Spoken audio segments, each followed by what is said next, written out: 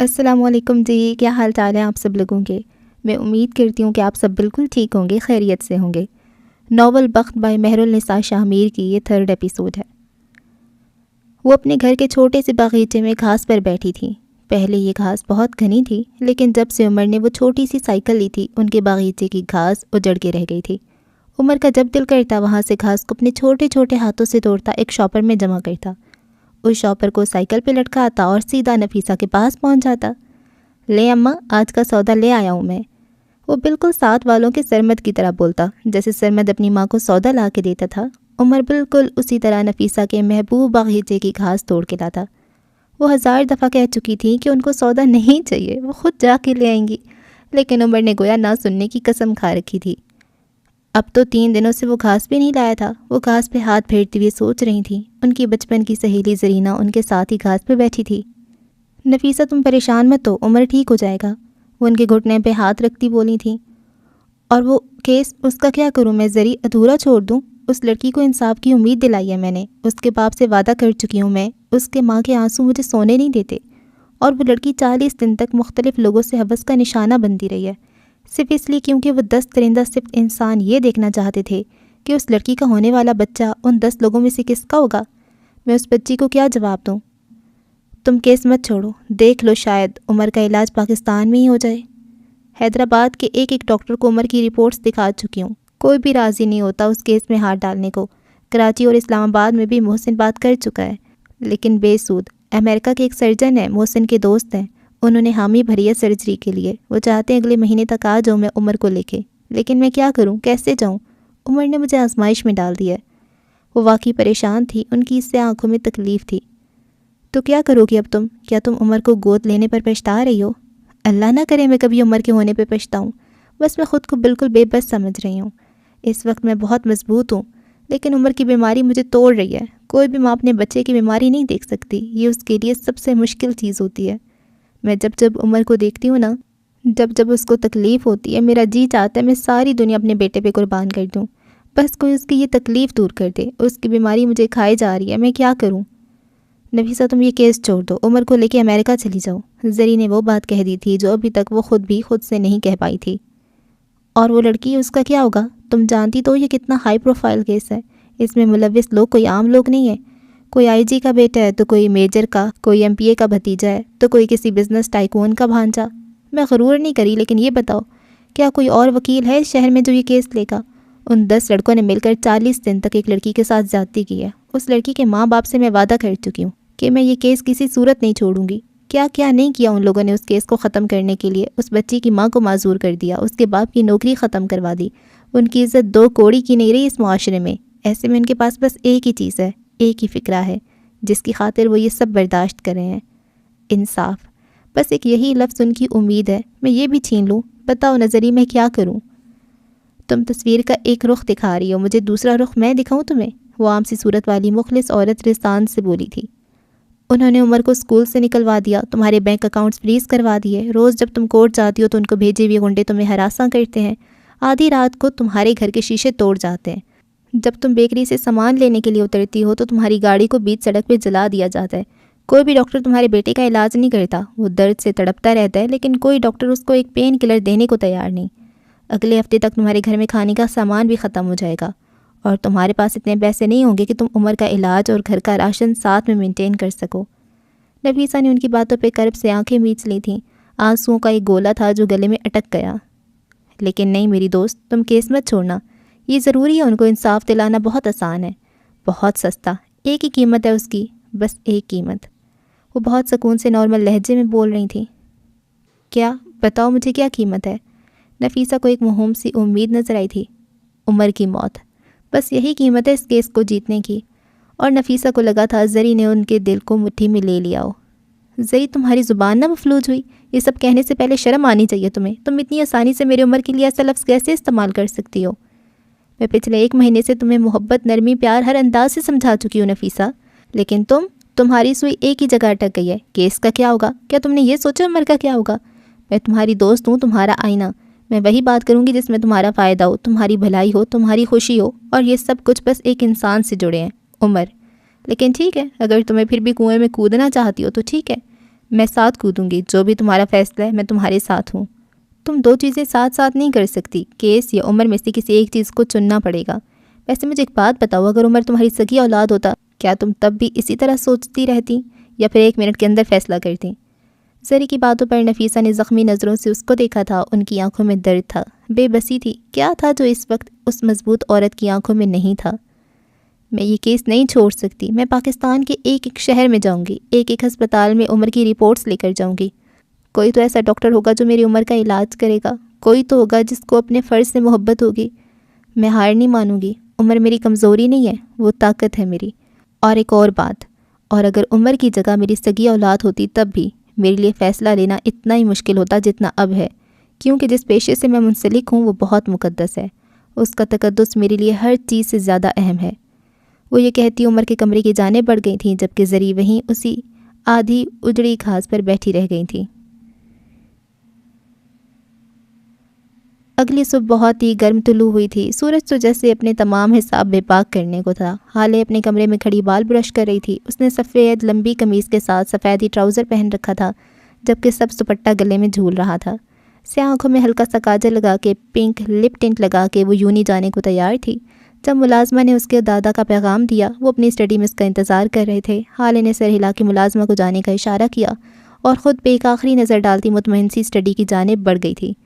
دادا جان کی اسٹڈی ہمیشہ کی طرح نفاست سے سیٹ تھی، تینوں دیواروں پہ کتابوں کے بڑے بڑے ریکس تھے۔ نہ جانے کہاں سے یہ کتابیں انہوں نے جمع کی تھیں، ان میں سے 1/4 حصہ حالے اور سفیر کا دیا ہوا تحفہ تھیں۔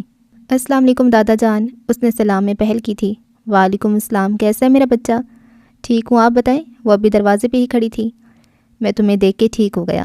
ان کے لہجے میں محبت تھی، خالص محبت۔ حالے کو اپنے رویے پہ بے اختیار شرمندگی ہوئی تھی، لیکن ڈھیٹ بنی کھڑی رہی۔ میرے پاس آ کے بیٹھو گی نہیں؟ مجھے کچھ کام ہے دادا، لیٹ ہو رہی ہوں۔ مجھ سے زیادہ ضروری ہو گئے اب تمہارے کام؟ نہیں، آپ سے زیادہ ضروری کوئی نہیں، اس نے سچ بولا تھا۔ پھر یہ تل کیوں مار رہی ہو مجھے؟ کس بات کی سزا دے رہی ہو؟ میں ایسا سوچ بھی نہیں سکتی دادا، آپ سے یہ دوری میرے لیے بھی سزا سے کم نہیں، لیکن آگے جا کے جو اذیت ملے گی اس کے مقابلے میں یہ سزا بہت کم ہے۔ کیسی سزا؟ میری ذات سے بھلا کبھی تمہیں کوئی اذیت مل سکتی ہے؟ ایسا کیا ہے حال ہے جس نے تمہارے ذہن میں یہ خناس بھر دیا ہے؟ تم مجھ سے کھل کے بات کرو، کیا وجہ ہے؟ ایسی کیا بات ہے جو تم مجھے نہیں بتا رہی ہو؟ کیوں مجھے چپ کی موت مار رہی ہو؟ آپ سے میری 2 دن کی بے رخی برداشت نہیں ہو رہی۔ اور بچوں، ان کے بارے میں کبھی سوچا ہے جن کو اتنے سالوں سے چپ کی مارے جا رہے ہیں آپ؟ یہ تو ان کا ظرف ہے کہ کبھی اف تک نہیں کیا انہوں نے۔ آج آپ کو اندازہ ہوا ان کی تکلیف کا؟ آپ اپنی بیٹی کے خون کے ساتھ ایسا کیسے کر سکتے ہیں دادا؟ اور اگر آپ ان کے ساتھ ایسا کر سکتے ہیں تو کل میرے ساتھ بھی کریں گے۔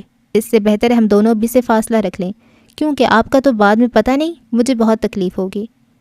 تم اس کی وجہ سے میرے ساتھ اس طرح کا رویہ رکھے ہوئے تھی؟ تم اس کی وجہ سے مجھ سے فاصلہ رکھ رہی تھی؟ اس نے تمہیں مجھ سے دور کیا؟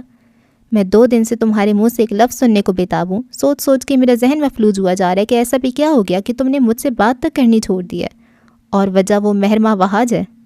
ان کا چہرہ غصے سے سرخ ہو گیا تھا۔ حالے نے افسوس سے ان کو دیکھا تھا۔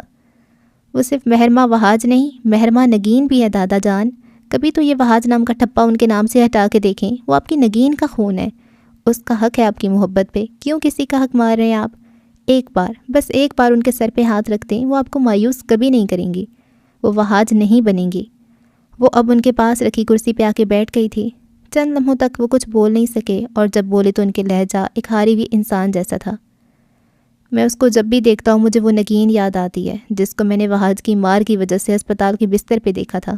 اس کے بازوؤں پہ نیل تھے، حالے اس کے ہاتھ اتنے کھردرے تھے جیسے کسی مزدور کا ہاتھ ہو۔ اس کی آنکھیں، پتہ ہے اس کی آنکھوں میں کتنا کرب تھا؟ وہ بالکل سرخ تھیں، جیسے پتہ نہیں کتنی راتوں سے سوئی نہ ہو۔ ان کی آواز کانپی تھی، ان کی آنکھیں نم ہو رہی تھیں، لیکن شاید آج وہ بولنا چاہتے تھے۔ اس کی گردن پہ جلنے کا داغ تھا، اس کا پورا منہ سوجا ہوا تھا۔ میں نے شاید پہلی بار اس کو اتنے غور سے دیکھا تھا۔ وہ چہرہ، نگین کی وہ حالت میری آنکھوں میں حفظ ہو چکی ہے۔ میں اتنے سالوں میں ایک بار بھی اس چہرے کو بھول نہیں پایا۔ وہ مر گئی، میں اس کا آخری دیدار بھی نہیں کر سکا۔ کیا تم میری اذیت سمجھتی ہو؟ انہوں نے دانت پہ دانت جما کے خود کو رونے سے باز رکھا ہوا تھا۔ ان کی آنکھوں میں بے پناہ اذیت تھی۔ دادا جان، ان سب میں آپ ہی کا کیا قصور؟ وہ ان کو اس حالت میں نہیں دیکھ پا رہی تھی، لیکن آج چپ رہتی تو شاید پھر کبھی نہ بول پاتی۔ میرا کیا قصور ہے اگر مجھے اس پہ پیار نہیں آتا؟ میرا کیا قصور ہے اگر تمہیں دیکھ کے میری روح تک سرشار ہو جاتی ہے، اور جب اس کو دیکھتا ہوں میرا خون کھولتا ہے؟ مجھے لگتا ہے کسی نے میرے دل پہ پیر رکھ دیا ہو۔ مجھے کبھی اس سے نگین کی خوشبو نہیں آئی۔ وہ میرے لیے کچھ نہیں ہے سوائے ایک اذیت کے۔ میں اس کو کیوں دیکھوں؟ جب میں نگین کو آخری بار نہیں دیکھ سکا تو اس کی اولاد کو کیوں دیکھوں؟ حال ایک دکھ مجھے نگین کی جدائی نے دی ہے، دوسرا اگر تم دینا چاہتی ہو تو ٹھیک ہے۔ یوسف سلطان حاضر ہے۔ بتاؤ کیا سزا ہے میری تم سے محبت کرنے کی؟ بولو نا حالے، ایک ہی بار مار دو مجھے۔ وہ بے اختیار اپنی جگہ سے اٹھی تھی اور یوسف سلطان کے سینے سے لگ گئی تھی۔ اس کی آنکھیں نم ہو گئی تھیں۔ وہ اپنے دادا جان کو اس حالت میں نہیں دیکھ سکتی تھی۔ اگر مہر کے نصیب میں اس کے نانا کی شفقت اور محبت تھی تو وہ اس کو مل جائے گی، لیکن وہ اب اپنے دادا جان کو کوئی دکھ نہیں دے گی۔ اس نے فیصلہ کر لیا تھا۔ آئی ایم سوری دادا جان، مجھے آپ سے ایسا رویہ نہیں رکھنا چاہیے تھا۔ آئی لو یو۔ میں دوبارہ کبھی ایسا نہیں کروں گی۔ میں کبھی آپ سے دور نہیں جاؤں گی، آپ کو کبھی ہرٹ نہیں کروں گی۔ وہ روتی ہوئے دادا جان کے سینے سے لگی کہے جا رہی تھی۔ دادا جان نے چند لمحے اس کو محسوس کیا تھا، ایک سکون تھا جو انہوں نے اپنی رگوں میں اترتا محسوس کیا تھا۔ بس میرا بیٹا، بس کر دو، اتنا مت رو۔ حالے بیٹا بس۔ چند لمحے بعد وہ اس کے سر کو چومتے محبت سے کہہ رہے تھے، لیکن وہ ٹس سے مس نہ ہوئی۔ ارے نہیں، ذرا دیکھو تو تمہارا میک اپ خراب ہو گیا۔ انہوں نے اپنا آخری حربہ آزمایا تھا۔ اللہ اللہ، کیا واقعی؟ اس نے جھٹکے سے سر اٹھایا تھا۔ اف، آپ نے ایموشنل کر دیا۔ میں اس کو فکس کرنے جا رہی ہوں۔ کیا زیادہ ہی پھیل گیا کاجل؟ اس نے جاتے جاتے مڑ کے دیکھا تھا۔ نہیں، اتنا بھی نہیں، تم تو ہر حال میں حسین ہو، بالکل نگین کی طرح۔ حالے نے بس مسکرا کے ان کو دیکھا تھا اور دروازہ کھول کے باہر نکل گئی، لیکن سامنے کھڑی وجود کو دیکھ کے بری طرح ٹھٹکی تھی۔ بچو، آپ کب آئیں یہاں؟ وہ اپنی حیرت چھپاتی وہ مشکل بولی تھی۔ نرگس ملازمہ نے کہا تھا کہ ابا نے کہا میں کافی لے کے اسٹڈی کے دروازے پہ کھڑی رہوں جب تک تم اور ابا اندر ہو۔ جب تک تم جاؤ گی تب وہ مجھے اندر بلا لیں گے۔ حالے، انہوں نے نہیں بلایا یار۔ اس کی آنکھوں سے آنسو بہہ رہے تھے، اس کی آنکھیں سرخ تھیں، پپوٹے سوجے ہوئے تھے، ٹرے میں رکھے کافی کے مگ اپنی بے قدری پہ ماتم کناں تھے۔ آپ نے کچھ سنا ہے؟ کیا اس کو یہ پوچھنے کی ضرورت تھی؟ مجھے اسی لیے تو بلایا گیا تھا حالے، وہ چاہتی یہی تھے کہ میں سب کچھ سنوں۔ انہوں نے مجھے اس لیے بلایا تھا تاکہ مجھے یاد دلا سکیں کہ میں کس کی اولاد ہوں، میرا خون کون سا ہے۔ میں اس شخص کی بیٹی ہوں جس نے ابا کی محبوب اولاد کو تکلیف دی تھی۔ میرا یہ گناہ نہیں معاف ہو سکتا، چاہے میں نمازیں پڑھوں، تہجد ادا کروں یا زمزم سے دھل کے آ جاؤں، میرا خون نہیں بدل سکتا۔ میں نہ جانے کس گمان میں جی رہی تھی کہ ایک دن سب ٹھیک ہو جائے گا، لیکن حالے کچھ ٹھیک نہیں ہوگا۔ آج مجھے یقین ہو گیا ہے، میں ہمیشہ باپ کی محبت کے لیے ترسوں گی، میں کبھی ابا کی محبت نہیں حاصل کر سکوں گی۔ پتہ ہے کیوں؟ کیونکہ یہ میرے بخت میں نہیں ہے، اور یہ ایک ایسی چیز ہے جس سے میں نہیں لڑ سکتی۔ اس کے آنسو متواتر بہہ رہے تھے، حالے کے پاس کہنے کو کچھ نہیں بچا تھا۔ وہ سب کو فکس کرنا چاہ رہی تھی، لیکن یہ مسئلہ تو مزید بگڑ گیا تھا۔ وہ بھی آپ کو بلا لیں گے، آپ کو غلط لگتا ہے کہ انہوں نے آپ کو یہ سب سنانے کے لیے بلایا تھا۔ اس نے تسلی دینی چاہی تھی۔ حالے، ان مگز میں دیکھو کیا ہے؟ اس نے ایک بیتوقع سوال کیا تھا۔ کافی ہے بچوں، میں دیکھ چکی ہوں۔ بلیک کافی ہے یہ، اور ابا کو اس سے سخت چڑ ہے۔ وہ مجھے کبھی نہیں بلائیں گے حالے، کبھی نہیں، کم از کم اس زندگی میں تو کبھی نہیں۔ وہ دکھ سے کہتی ٹرے اسی طرح اٹھائے جانے کو مڑ گئی تھی۔ پیچھے حالے نے افسوس سے اس کو دیکھا تھا۔ سب اس کی وجہ سے ہوا تھا، پچھتاوا بہت شدید تھا۔ وہ اپنے کمرے میں ڈریسنگ ٹیبل کے سامنے بیٹھی اپنے چہرے کو مختلف زاویوں سے دیکھ رہی تھی۔ کبھی چہرہ دائیں موڑتی تو کبھی بائیں، کبھی چہرے کو اوپر اٹھا کر اپنی گردن پہ ہاتھ کو ہاتھ سے چھوتی تو کبھی آنکھ کے نیچے پڑنے والے حلقوں کو انگلیوں کی پوروں سے محسوس کرتی۔ ان کی یہ کارروائی پچھلے آدھے گھنٹے سے جاری تھی۔ شمس سامنے صوفے پہ کسی فائل کو دیکھتے ہوئے بیٹھے، کئی بار ان کو بھی دیکھ چکے تھے۔ اب ان کے صبر کا پیمانہ لبریز ہو رہا تھا۔ فروا بس بھی کر دو، آدھا گھنٹہ ہو گیا تمہیں یہاں بیٹھے ہوئے۔ ایسا بھی کیا نیا ہے تمہارے چہرے میں جس کو تم دیکھے جا رہی ہو؟ مجھے لگ رہا ہے میرے حلقے بڑھتے جا رہے ہیں، اور یہ تھوڑی کو دیکھو غور سے، یہاں سے اسکن لٹکنے لگ گئی ہے، دیکھو ذرا۔ وہ ان کی طرف گھوم گئی تھیں۔ مجھے تو ایسا کچھ نہیں لگ رہا، تمہیں تو خواہ مخواہ کا وہم ہوتا رہتا ہے۔ پچھلے مہینے ہی تو سرجری کروائی تھی تم نے، اب یہ نیا شوشہ۔ وہ سخت بیزار نظر آتے تھے۔ مجھے پتہ ہے تمہیں جو تکلیف اٹھ رہی ہے، لیکن تم فکر مت کرو، تم سے پیسے نہیں لوں گی، میرا بیٹا آ گیا ہے۔ اب تم اپنے باپ اور بھائی کی خیرات اپنے پاس رکھو۔ وہ اب دوبارہ آئینے کی طرف متوجہ ہو چکی تھیں۔ جسے تم خیرات کہہ رہی ہو وہ میرے خون پسینے کی کمائی ہے، وہ میں کماتا ہوں، میرا بیٹا کماتا ہے۔ نہ میں بھائی سے مانگ کے کھاتا ہوں، نہ بابا سے۔ رات دن گدھوں کی طرح کام کرتا ہوں میں، اور اسی کام کی وجہ سے تم یہ ہر آئے دن سرجری اور پتہ نہیں کون کون سی ٹریٹمنٹ کروا رہی ہوتی ہو۔ اچھا، اتنی قابل ہو تو آج تک کیوں نہیں ملا تمہیں پاور آف اٹارنی؟ وہ تو آج تک بھائی صاحب کے پاس ہے، ایک چھوٹے سے چھوٹے کام کے لیے تمہیں کیوں اجازت لینی پڑتی ہے؟ کیا تم اپنی مرضی سے کمپنی کا گارڈ بھی بدل سکتے ہو؟ تمہیں تو اس کے لیے بھی بھائی صاحب کی اجازت درکار ہوگی، کیوں؟ صحیح کہا نا؟ وہ اندر تک جھلسا دینے والی مسکراہٹ کے ساتھ بولی تھی۔ اگر تمہیں یاد ہو تو کچھ عرصہ قبل بابا نے پاور آف اٹارنی مجھے دے دیا تھا، انہوں نے اپنا دفاع کیا تھا۔ اچھا ایسا ہوا تھا کیا؟ وہ سوچنے کی اداکاری کرنے لگیں۔ اوہ ہاں یاد آ گیا مجھے، بالکل تمہیں یہ پاور ملی تھی، لیکن 2 مہینے بعد ہی بابا نے تمہیں ذلیل کر کے یہ پاور پھر سے تمہارے بھائی کو دے دی تھی۔ اور میں بتاؤں کیوں؟ کیونکہ تمہاری ایک غلط ڈیل کی وجہ سے کمپنی کو کروڑوں کا نقصان ہوا تھا۔ بابا تو تمہیں کمپنی میں گھسنے بھی نہیں دینا چاہتے تھے، اور تب کس نے بچایا تمہیں؟ کس نے بچائی تمہاری ساکھ؟ میں نے، میرے عظیم دماغ نے، میری عقل نے بچایا تمہیں۔ میں نے وہ ساری بات میرے بیٹے کے سر ڈال دی تھی، اور وہ یہ ماننے پہ مجبور ہو گیا کہ یہ اس نے کیا ہے۔ اس نے بابا کے سامنے قبول کیا کہ یہ اس کی غلطی تھی، اور سفیر کو تو یوسف سلطان کا قتل بھی معاف ہے۔ میں نے اور میرے بیٹے نے بچایا تمہیں۔ وہ اپنے سینے پہ انگلی سے دستک دیتی کہہ رہی تھی۔ اس لیے اب تم اپنی قابلیت کے قصے مجھے تو مت ہی سناؤ شمس سلطان، وہ نخوت سے کہتی رخ موڑ گئی تھیں، جبکہ شمس چند لمحے بے بسی اور خفت سے ان کو دیکھتے رہے، اور پھر سر چٹک کر ایک بار پھر اسی فائل کی گردانی میں مصروف ہو چکے تھے۔ ان کی آنکھیں فائل پہ جمی تھیں، لیکن دماغ وہ کہاں تھا؟ وہ کئی گھنٹوں سے ایک غیر مرئی نقطے پر نظریں جمائے بیٹھا تھا۔ جب سے ہالے گئی تھی اس کو کسی پل چین نہیں تھا، سوچ سوچ کے اس کا دماغ پھٹ رہا تھا، وہ کس طرح اس کے بغیر رہے گا۔ کل تک ہالے دنیا تھی، آج وہ ایک سراب بن گئی تھی جس کے پیچھے ہارون نے اپنی زندگی لگا دی تھی۔ اس کی زندگی تو ہالے سے شروع ہوتی تھی اور ہالے پہ ہی ختم ہوتی تھی۔ اسے سمجھ نہیں آ رہا تھا کہ کیا کرے، سارے پلانس تو ہالے کے ساتھ بنتے تھے، دن اس کے ساتھ طلوع ہو کے اسی کے ساتھ غروب ہوتا تھا، ایک دم ساری زندگی جیسے رک سی گئی تھی۔ اس کے پاس کرنے کو کوئی کام تھا، نہ جانے کو کوئی جگہ۔ کیا واقعی اس نے خود کو ویسٹ کر دیا تھا؟ کیا اس نے ہالے کے علاوہ دنیا میں کچھ اور دیکھا ہی نہیں تھا؟ اور اگر ایسا نہیں تھا تو اس کو چین کیوں نہیں آ رہا تھا؟ جو آئینہ اس نے کل دیکھا تھا اس میں نظر آنے والے اپنے عکس سے وہ نظریں چرا رہا تھا۔ وہ اپنی سوچوں میں غرق تھا جب شاہد کمرے کا دروازہ نوک کرتے ہوئے اندر آ گئے اور آ کے اس کے پاس بیٹھ گئے۔ اب کیسی طبیعت ہے تمہاری؟ ٹھیک ہوں پاپا، وہ بدقت بول پایا۔ باہر چلے کہیں تم میں نوال ایک فیملی کی طرح؟ وہ اس کے چہرے کو غور سے دیکھتے ہوئے کہہ رہے تھے۔ دل نہیں چاہ رہا، وہ بے دلی سے بولا تھا۔ حالے سے ملنے چلے جاؤ یا اس کو یہاں بلا لو۔ میں فی الحال اس کا سامنا نہیں کر سکتا، اتنی ہمت نہیں ہے مجھ میں۔ ہاں میں کل جو فیصلہ کر چکا ہوں اس پہ قائم رہوں گا، لیکن مجھے ڈر ہے اس کے سامنے میں اپنا ضبط کھو دوں گا۔ ابھی مجھے اپنی ذات پہ بہت کام کرنا ہے۔ میں نے وقار رکھ لیا تو ہے، لیکن میری تکلیف ابھی شروع ہوئی ہے، کچھ وقت لگے گا مجھے خود کو سنبھالنے میں۔ کل تو تم کچھ اور کہہ رہے تھے۔ پاپا میری بیماری بڑھی ہے، اس کا علاج وقت مانگے گا۔ یہ بچپن سے میرے وجود کو کھوکھلا کر رہی ہے، میری زندگی سے سارے رنگ چوس لیے ہیں اس نے، میرا سب کچھ صرف ایک وجود سے جوڑ دیا ہے۔ وہ چاہے تو ہنسوں، وہ کہے تو روں، بھیک مانگتے مانگتے مجھے پتہ ہی نہیں چلا میں نے کب خود کو کھو دیا، کب اپنی عزت کرنی چھوڑ دی، کب اپنی خوشی کو کسی سے منسوب کر لیا، کچھ نہیں پتہ مجھے۔ یہ میرا ڈارک فیز ہے، مجھے اس سے نکلنا ہے۔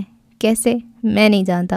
حالے کو میرا روگ نہیں بننا پاپا، اس کو محبت ہی رہنا ہوگا۔ وہ میرے لیے نہیں بنی، وہ میری نہیں ہو سکتی۔ یہ بات میرے دل کو کھا رہی ہے۔ میرے پاس تو بس وہی تھی، میں اس کے علاوہ کیا کروں، کیا سوچوں؟ میں سمجھ نہیں پا رہا، اتنے سال اس کو اپنا سمجھ کر جیتا رہا ہوں، ایک دن میں کیسے بھلاؤں؟ وہ اپنی کن پٹی کو سہلاتا کرب سے کہہ رہا تھا۔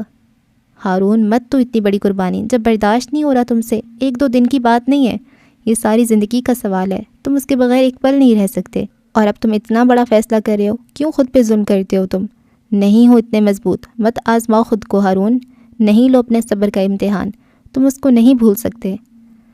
اگر میری جگہ رستم ہوتا تو کیا آپ اس کو بھی یہی کہتے؟ وہ ان کی آنکھوں میں دیکھ کے سوال کر رہا تھا۔ یہ سوال نہیں، خنجر تھا جو اس وقت شاہد حسین کے سینے کو چیر گیا تھا۔ آج اتنے سالوں بعد پہلی دفعہ ہارون نے اپنی زبان سے رستم کا نام لیا تھا۔ وہ دونوں بیٹے ان کے 2 بازو تھے، آج انہوں نے ایک بازو کی کٹنے کی تکلیف ایک بار پھر محسوس کی تھی۔ وہ بغیر کچھ کہے جانے کو اٹھ کھڑے ہوئے تھے، وہ بھی دروازے کی چوکھٹ پر تھے جب ان کو ہارون کی آواز نے روک لیا۔ I am sorry papa, I am sorry for every thing. کیا نہیں تھا اس آواز میں؟ دکھ، شرمندگی، پچھتاوا۔ وہ مڑے نہیں، اور 14 سال بعد آج ہارون نے اس بارے میں بات کی تھی جس بارے میں بات کرنے سے وہ اس لیے ڈرتا تھا کہ کہیں اس کے پیارے اس سے ناراض ہو کر، اس کو غلط سمجھ کر اس کو چھوڑ نہ دے۔ لیکن آج وہ خوف نہیں تھا، کیا وہ واقعی ٹھیک ہونا چاہتا تھا؟ سفیر کو اسلام آباد سے آئے 10 دن ہو گئے تھے۔ وہ صبح میں آفس چلا جاتا، اس کی واپسی دیر سے ہی ہوتی۔ ان دنوں وہ حالے کے ساتھ بھی وقت نہیں گزار پا رہا تھا، کام کا بوجھ اس کو ہلکان کیے دے رہا تھا، لیکن وہ پھر بھی دن میں چند منٹ کے لیے اس کو کال کر لیتا تھا۔ حالے بھی ڈرائیور کے ساتھ یونیورسٹی جا رہی تھی، کیونکہ ہارون نے فی الحال یونیورسٹی نہ جانے کی قسم کھا رکھی تھی۔ اس دن کے بعد حالے اس سے ملنے بھی نہیں گئی تھی، دونوں ایک دوسرے سے کتراتے پھر رہے تھے۔ ایک اندیکھی سی دیوار تھی جو ان دونوں کے درمیان حائل تھی، لیکن حالے نے سوچ لیا تھا آج وہ اس کو لے کر کسی اچھی جگہ کھانا کھانے جائے گی، اس لیے اس نے ہارون کو کال کرنے کا ارادہ کیا۔ اس کی چھٹی ہونے میں ابھی 15 منٹ تھے، کال جا رہی تھی۔ ہارون اپنے کمرے کی بالکنی میں بیٹھا کوئی کتاب پڑھ رہا تھا، بلکہ یہ کہنا بہتر ہوگا کہ کتاب دیکھ رہا تھا، کیونکہ کتاب میں لکھا ایک بھی لفظ اس کی یادداشت کا حصہ نہیں بن رہا تھا۔ اس کا دماغ کہیں دور تھا۔ جب اس نے اسکرین پہ حالے کا نام چمکتے دیکھا، وہ چند لمحے سانس روکے پلکیں جھپکائے ساکت سا اسکرین کو دیکھے گیا۔ چند لمحے مزید سرکے، موبائل بج کر بند ہو چکا تھا، کال کٹ چکی تھی۔ اس نے جپٹ کے موبائل کو اٹھایا تھا۔ اس نے کیوں نہیں کال اٹھائی؟ کیا وہ دوبارہ کال کرے گی؟ اور اگر نہیں کی تو؟ اتنے میں موبائل ایک بار پھر تھرتھرایا تھا۔ ہارون نے 1 سیکنڈ ضائع کیے بغیر کال پک کی تھی۔ ہیلو ہاری، کیسے ہو؟ فون اسپیکر میں اس کی چہکتی ہوئی سی آواز سنائی دی تھی۔ ہارون نے سکون سے آنکھیں موند لی تھیں۔ کتنے دنوں بعد یہ مہربان آواز سنی تھی، دل پہ جیسے ٹھنڈی سی پھوار پڑی تھی۔ ہاری، آواز آ رہی ہے؟ تم سن رہے ہو؟ کچھ بولو بھی۔ ہاں میں سن رہا ہوں، اس کے حلق سے پھنسی پھنسی سی آواز نکلی تھی۔ میں یونی میں ہوں، تم آ سکتے ہو مجھے پک کرنے؟ ہارون نے سر بالکنی کی گرل کے ساتھ ٹکا رکھا تھا، آنکھیں ہنوز موند رکھی تھی۔ شاید وہ اس آواز کو مکمل یکسوئی کے ساتھ سننا چاہتا تھا۔ ہارون، کچھ بولو گے بھی؟ میں کچھ پوچھ رہی ہوں، جواب تو دو، وہ اب ذرا بلند آواز میں بولی تھی۔ 10 منٹ تک آ رہا ہوں۔ وہ اسی طرح آنکھیں موندے ہلکا سا بڑبڑایا تھا اور ساتھ ہی کال ڈسکنیکٹ کر دی تھی۔ ہاں وہ ٹھیک ہونا چاہتا تھا، لیکن کوئی بھی مرض ہاتھ سے کھینچ کر ناخنوں سے نوچ کر نہیں نکالا جا سکتا۔ ہر علاج وقت مانگتا ہے، روزانہ کا ڈوز مانگتا ہے۔ کسی بھی بیماری کو ایک دن میں نہیں نکالا جا سکتا، اور اس بیماری سے منہ موڑ کر تو ہرگز نہیں۔ اگر اس کو ٹھیک ہونا تھا تو اسے اپنی بیماری کو سامنے بٹھانا تھا۔ اس کو کہنا تھا کہ اب وہ مزید اس کو ہانٹ نہیں کر سکتی، اب مزید اس کو جھکا نہیں سکتی، اب اس کو ختم کرنا ہوگا، کیونکہ اب اس کا جسم اس بیماری سے تنگ آ گیا۔ اس کے جسم کو سکون چاہیے، آزادی چاہیے، اور یہ حق ہے اس کا۔ وہ حالے سے ملے گا، کیونکہ بیماری حالے نہیں ہے، بیماری اس کے دماغ میں ہے، حالے تو دل ہے۔ یہ سلطان منزل کے لاؤنج کا منظر تھا، جہاں حسینہ بیگم سنگل صوفے پہ بیٹھی تھیں اور مہر ماں ان کے قدموں میں بیٹھی تھی۔ وہ اس کے سر میں تیل کی مالش کر رہی تھیں، ساتھ ہی حالے کو غائبانہ سلواتیں سنا رہی تھیں۔ نہ تم مجھے یہ بتا دو کہ کون سی لڑکیاں آئے روز باہر کا کھانا کھاتی ہیں، جو میری اس نالائق اولاد کو گھر میں چین ہی نہیں آتا۔ کیسے کیسے کھانے بناتی ہوں میں، لیکن مجال ہے جو یہ لڑکی گھر کا کھانا چکھ بھی لے۔ ماما اس کو پسند ہے، آپ کیوں بلا وجہ اس کے پیچھے لگی رہتی ہیں؟ کھانے دینا جو اس کا دل کرتا ہے۔ موٹی ہوتی جا رہی ہے وہ، دیکھا ہے تم نے اس کو کبھی غور سے؟ ارے گھر کا کھانا اپنی نگرانی میں بنواتی ہوں میں، اور یہ ہوٹلوں کا کھانا ایک تو اتنا آئلی، اوپر سے پتہ نہیں سبزی اور گوشت دھو کر بھی استعمال کرتے ہیں یا نہیں۔ وہ سخت خفا تھیں۔ ماما آپ ٹینشن کیوں لیتی ہیں؟ وہ حالے ہے، کم از کم اس معاملے میں وہ بیسٹ ہے۔ آپ سبزی اور گوشت نہ دھلنے کی بات کرتی ہیں، لیکن اگر کھانے میں نمک کا ایک دانہ یا پھر ذرا سی بھی مرچ کم یا زیادہ ہو، اس سے بھی نہیں بچ سکتا۔ کیا پچھلا ہفتہ بھول گئیں آپ، جب نرگس نے چکن دھوئے بغیر وائٹ کڑھائی بنائی تھی، اور پھر ایک نوالا لیتی حالے نے کہہ دیا تھا چکن صحیح دھلا نہیں ہے، اور وہی ہوا، نرگس نے واقعی نہیں دھویا تھا۔ ماما وہ کھانے کے معیار پہ سمجھوتا نہیں کر سکتی، لکھوا لیں، مہر نے تفصیل سے جواب دیا تھا۔ کہتی تو ٹھیک ہو، بڑی ہی کائیاں ہے، کل مجھے کہتی ہے آپ سے ساری دنیا کے کھانے بنوا لو، لیکن آپ روٹی نہیں بنا سکتی، آپ اس کے کنارے کچے اور موٹے کر دیتی ہیں۔ اچھا پھر کیا کہا آپ نے؟ مہر دلچسپی سے پوچھا۔ کیا کہنا تھا، میں نے اٹھایا جوتا اور بھاگ گئی کم بخت۔ ویسے ایک بات ہے، کہتی تو وہ بھی ٹھیک ہے، میری پھپھو مرحوم بھی جب ابا سے ملنے گاؤں سے شہر آتی تھیں تو اگر کبھی بھی میں ان کے لیے روٹی بناتی، وہ فوراً سمجھ جاتی اور کہتی تھی حسینہ اللہ دشمن کو بھی تیرے ہاتھ کی بنی روٹی نہ کھلائے۔ وہ مہر کے کان کے پاس چکی سرگوشی نما آواز میں کہہ رہی تھی۔ کچھ بھی ہو، مجھے تو آپ کے ہاتھ کی روٹی بہت پسند ہے، مہر ماں محبت سے کہہ رہی تھی۔ بھلا کوئی تمہارے جیسا ہو سکتا ہے کیا؟ تم تو جان ہو میری۔ اچھا یہ بتاؤ، یہ ہارون بھی اس کے ساتھ گیا ہے نا؟ جی ماما، مجھے تو یہی کہہ رہی تھی کہ ہارون اس کو پک کرے گا، پھر واپسی پہ ڈراپ بھی کر دے گا۔ آج آ لینے دو اس کو، یہ ہارون والا قصہ بھی ذرا ختم کروں۔ اب تو شاید نے باقاعدہ رشتہ ڈالا ہے، اب کیا اچھا لگتا ہے دونوں کو ساتھ گھومنا پھرنا۔ آج شام نوال کو چائے پہ بلا رکھا ہے میں نے اسی سلسلے میں، اور یہ بی اب تک اس کے ساتھ سڑکیں ناپ رہی ہیں۔ پاگل کر دے گی مجھے یہ لڑکی، کسی کی نہیں سنتی۔ حسینہ آج سخت غصے میں تھی۔ واہ بھابھی واہ، بڑی بیٹی کی تو ابھی بات بھی پکی نہیں ہوئی اور چھوٹی کے سسرالیوں کو بلا لیا، آپ کے بھی اپنے ہی اصول ہیں۔ فروا نے لاؤنج میں داخل ہوتی اپنی زبان کے جوہر دکھائے۔ مہر تم جاؤ بیٹا اپنے کمرے میں، حالے کو کال کر کے گھر آنے کا بولو۔ انہوں نے فروا کی بات کا جواب دیے بغیر نرمی سے مہرماں سے کہا تھا۔ وہ خود بھی اس سارے منظر میں خود کو مس فٹ محسوس کر رہی تھی، تبھی جلدی جلدی اٹھ کر وہاں سے نکل گئی تھی۔ فروا تمہیں آج تک یہ نہیں پتہ چلا کہ کون سی بات بچوں کے سامنے کرنی ہے اور کون سی نہیں؟ رہی بات رشتے کی، تو شاہد اور نوال 2 بار مجھ سے اور معراج سے حالے کی بابت بات کر چکے ہیں، اور رہی بات مہر کی، تو اس کے لیے میری کزن کے بیٹے اکرام کا پروپوزل آیا ہے۔ 2 مہینے ہوئی ہیں جرمنی سے واپس آیا ہے، کل ہی بات کی ہے رضیہ نے مجھ سے۔ بابا اور میں رات سے بات کر کے اسی ہفتے بلا لوں گی ان کو بھی، تم کیوں پریشان ہوتی ہو؟ وہ بظاہر مسکراتے ہوئے بتا رہی تھیں، لیکن فروہ کا دماغ بھگ سے اڑا تھا۔ کیا مطلب ہے آپ کا؟ مہر کے لیے آپ سفیر کے علاوہ کسی اور کا سوچ بھی کیسے سکتی ہیں؟ مہر میری بہو بنے گی، یہ تو طے بچپن سے۔ آپ ابھی منع کریں رضیہ آپا کو، یہ رشتہ نہیں ہو سکتا۔ اچھا مہر تمہاری بہو بنے گی، اور یہ کس نے طے کیا؟ میں آپ سے بات کرنے والی تھی بھابھی، میں بس سفیر کے سیٹل ہونے کے انتظار میں تھی۔ سفیر کو اپنے دادا کا بزنس سنبھالتے ہوئے 6 سال ہو گئے فروہ، اب تک وہ سیٹل نہیں ہوا۔ 30 سال کا ہو گیا وہ۔ ان 30 سالوں میں تم نے ایک بار بھی سفیر کے لیے مہر کا ہاتھ مانگا ہے؟ تمہیں لگتا ہے میری مہر کوئی گری پڑی ہے جس کو میں تمہارے بیٹے کے انتظار میں بٹھا دوں؟ میری بیٹی 28 سال کی ہونے والی ہے، اور کتنا انتظار کروں میں نے فیصلہ کر لیا ہے، مہر کی شادی اکرام سے ہوگی بس۔ صرف 2 دن کا وقت دے دیں مجھے، اتنا تو کر سکتی ہیں آپ۔ کیا سفیر صرف میرا بیٹا ہے؟ آپ کا کچھ نہیں لگتا؟ آپ بھول گئی ہیں شاید، مجھے ممی کہنے سے پہلے اس نے آپ کو امی بلایا تھا۔ آپ یہ کریں گی اس کے ساتھ؟ ہاں ٹھیک ہے، میں نے وقت ضائع کیا ہے، لیکن بس 2 دن اور سفیر کی خاطر اتنا تو کر سکتی۔ سفیر مجھے اپنی اولاد کی طرح عزیز ہے فروہ، لیکن آج تک اس نے کبھی مہر کے لیے انٹرسٹ شو نہیں کیا، کم از کم مجھے ایسا نہیں لگا۔ دوسری طرف ہارون ہے، 3 بار اس کے والدین مجھ سے حالے کے حوالے سے بات کر چکے ہیں، وہ بھی ہارون کی خواہش پہ۔ اور سفیر، کیا اس نے کبھی تم سے مہر کے بارے میں بات کی ہے؟ میری بیٹی مجھے اس دنیا میں سب سے زیادہ عزیز ہے، اس کے مقابلے میں کوئی بھی نہیں ہے۔ میں اس کی عمر سفیر کے آسرے میں ضائع نہیں کروں گی۔ ان کا لہجہ بے لچک تھا۔ فروہ چند ثانیہ خاموش رہیں، نہ وہ حسینہ کو مجبور کر سکی تھیں، نہ ہی ایموشنلی بلیک میل۔ ایسی کیا چیز تھی؟ کون سا آخری پتہ تھا جس کو وہ پھینکیں تو بازی ان کی ہو جائے؟ کیا اب بھی کوئی شے، کوئی چال باقی تھی؟ اور پھر اچانک کچھ یاد آنے پہ ان کی آنکھیں چمکی تھیں، یہ بازی اب بھی ان کی تھی۔ آپ حالے کی شادی تو اس کی پسند سے کروا رہی ہیں، لیکن مہر سے اس سے کبھی پوچھا بھی ہے کہ وہ سفیر کے علاوہ کسی سے شادی کرے گی؟ کیا مہر کی آنکھوں کو کبھی پڑا ہے؟ ان میں سفیر کا عکس نہیں دکھتا آپ کو؟ آپ حالے کے دل کا حال جان سکتی ہیں کیونکہ وہ آپ کے وجود کا حصہ ہے، آپ کی سگی اولاد ہے، لیکن آپ مہر کے دل کا حال نہیں جان سکتی کیونکہ آپ اس کی ماں نہیں ہیں، وہ آپ کے وجود کا حصہ نہیں ہے۔ آپ اس پہ ظلم کر سکتی ہیں بھابھی، کیونکہ اس کی تکلیف اس کی ماں ہی محسوس کر سکتی ہے۔ آج مجھے پتہ چل گیا کہ کسی کو بیٹی کہنے سے کوئی بیٹی نہیں بن جاتی۔ مہر کو اپنی محبت کھونی پڑے گی اور وجہ آپ ہوں گی۔ اگر اس کی ماں زندہ ہوتی تو ایسا کبھی نہ ہوتا۔ خیر، آپ بلا لے رضیہ آپا کو، میں تیاری کر لوں گی۔ حسینہ کے تو کاٹو تو لہو نہیں بدن میں، وہ اپنی جگہ پہ برف بن چکی تھیں۔ وہ بالکل ساکت سی بیٹھی فروہ کی باتیں سن رہی تھیں، ان کے دل میں ایک درد سا اٹھا تھا، ان کی آنکھوں میں ایک زخمی سا تاثر ابھرا تھا۔ فروہ تم بات کر لو سفیر سے، اسی مہینے مہر اور سفیر کی رسم کرنا چاہتی ہوں، اب مزید تاخیر نہیں ہونی چاہیے۔ اور ایک بات، مہر کی ماں نہیں مری، میں ہوں اس کی ماں، وہ نہیں کھوئے گی اپنی محبت، میں اس کو وہ سب دوں گی جو ایک ماں اپنی بیٹی کو دیتی ہے۔ وہ روندی ہوئی آواز میں کہہ رہی تھیں، جیسا آپ چاہیں بھابھی، میں آج ہی سفیر سے بات کروں گی، آپ تسلی رکھیں۔ ان کا تیر نشانے پہ لگا تھا، انہوں نے حسینہ کی دکھتی رگ پہ ہاتھ رکھا تھا۔ فروہ نے اپنا کام کر دکھایا تھا، انہوں نے حسینہ کی گلٹ کو ہوا دی تھی۔